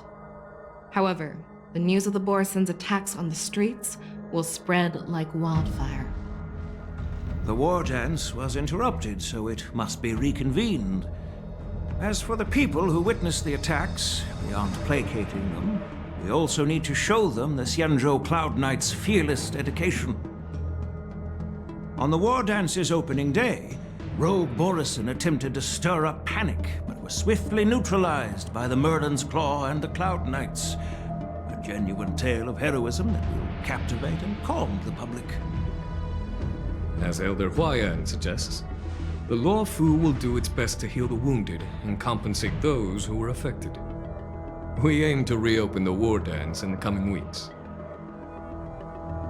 This settles the immediate concerns on the Law Fu, but my thoughts linger on the orchestrator behind these events.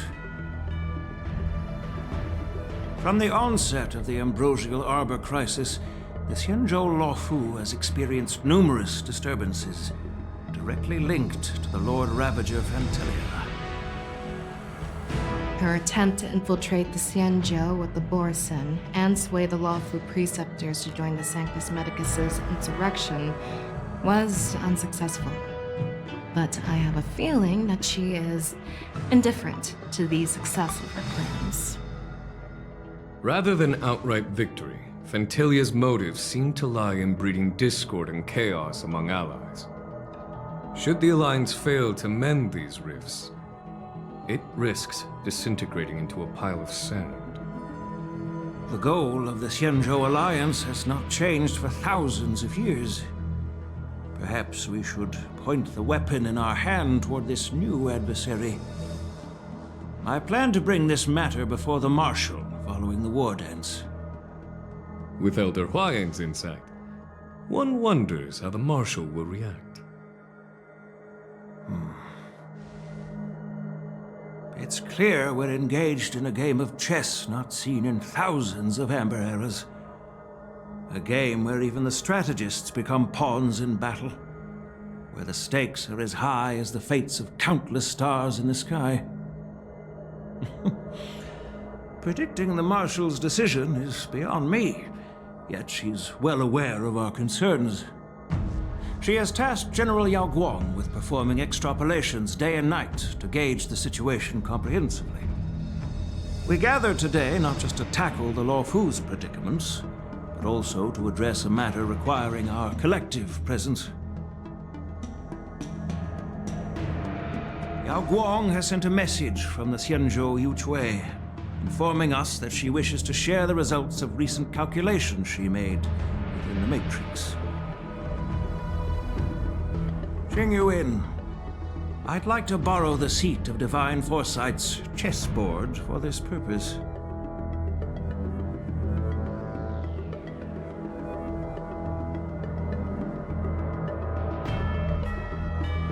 Hello, everyone. It's been a long time. Over 3 decades have passed since we last convened, and I've dearly missed each of you generals during this time. Was the Seer strategist thinking of us, or thinking of the fates we're destined for? The Merlin's Claw. As blunt as always. Though, not everyone's cup of tea, huh? You once told Genuine, you're lucky that I'm the one who came this time. If it were the Seer strategist, this conversation might not be so friendly. I'm intrigued. Did the conversation really come to pass? I've never heard anyone mention that the Decalite reflection barrier could eavesdrop on even the quietest whispers. It appears that the Marshal sent not just 2 generals to the Luofu, but an uninvited 3rd guest as well. People have been saying that Mr. Jingyuan's intellect shines as brightly as the Seer strategist's. With the Luofu caught in such strife, the Xueyi couldn't just stand by and watch. Seer strategist, our time with the Yellow Bell is limited. Let's get straight to the point. Alright. Thanks to Mr. Jingyuan, the interrogation of the 2 prisoners on the Xueyi has concluded. Mr. Jingyuan's speculations were correct. Of the crimes they confessed to, planting a Stellaron on the Luofu was a complete fabrication meant to mislead. Their real aim was to secure a meeting with the Marshal to present their Godslayer protocol, a strategy they firmly believe in. And what was this grand strategy proposed by Jing Liu and that traveler? The narrative they painted was vast and difficult to put into words. It all revolves around the coffin of the blonde traveler. To be precise, it's the remnants of the propagation.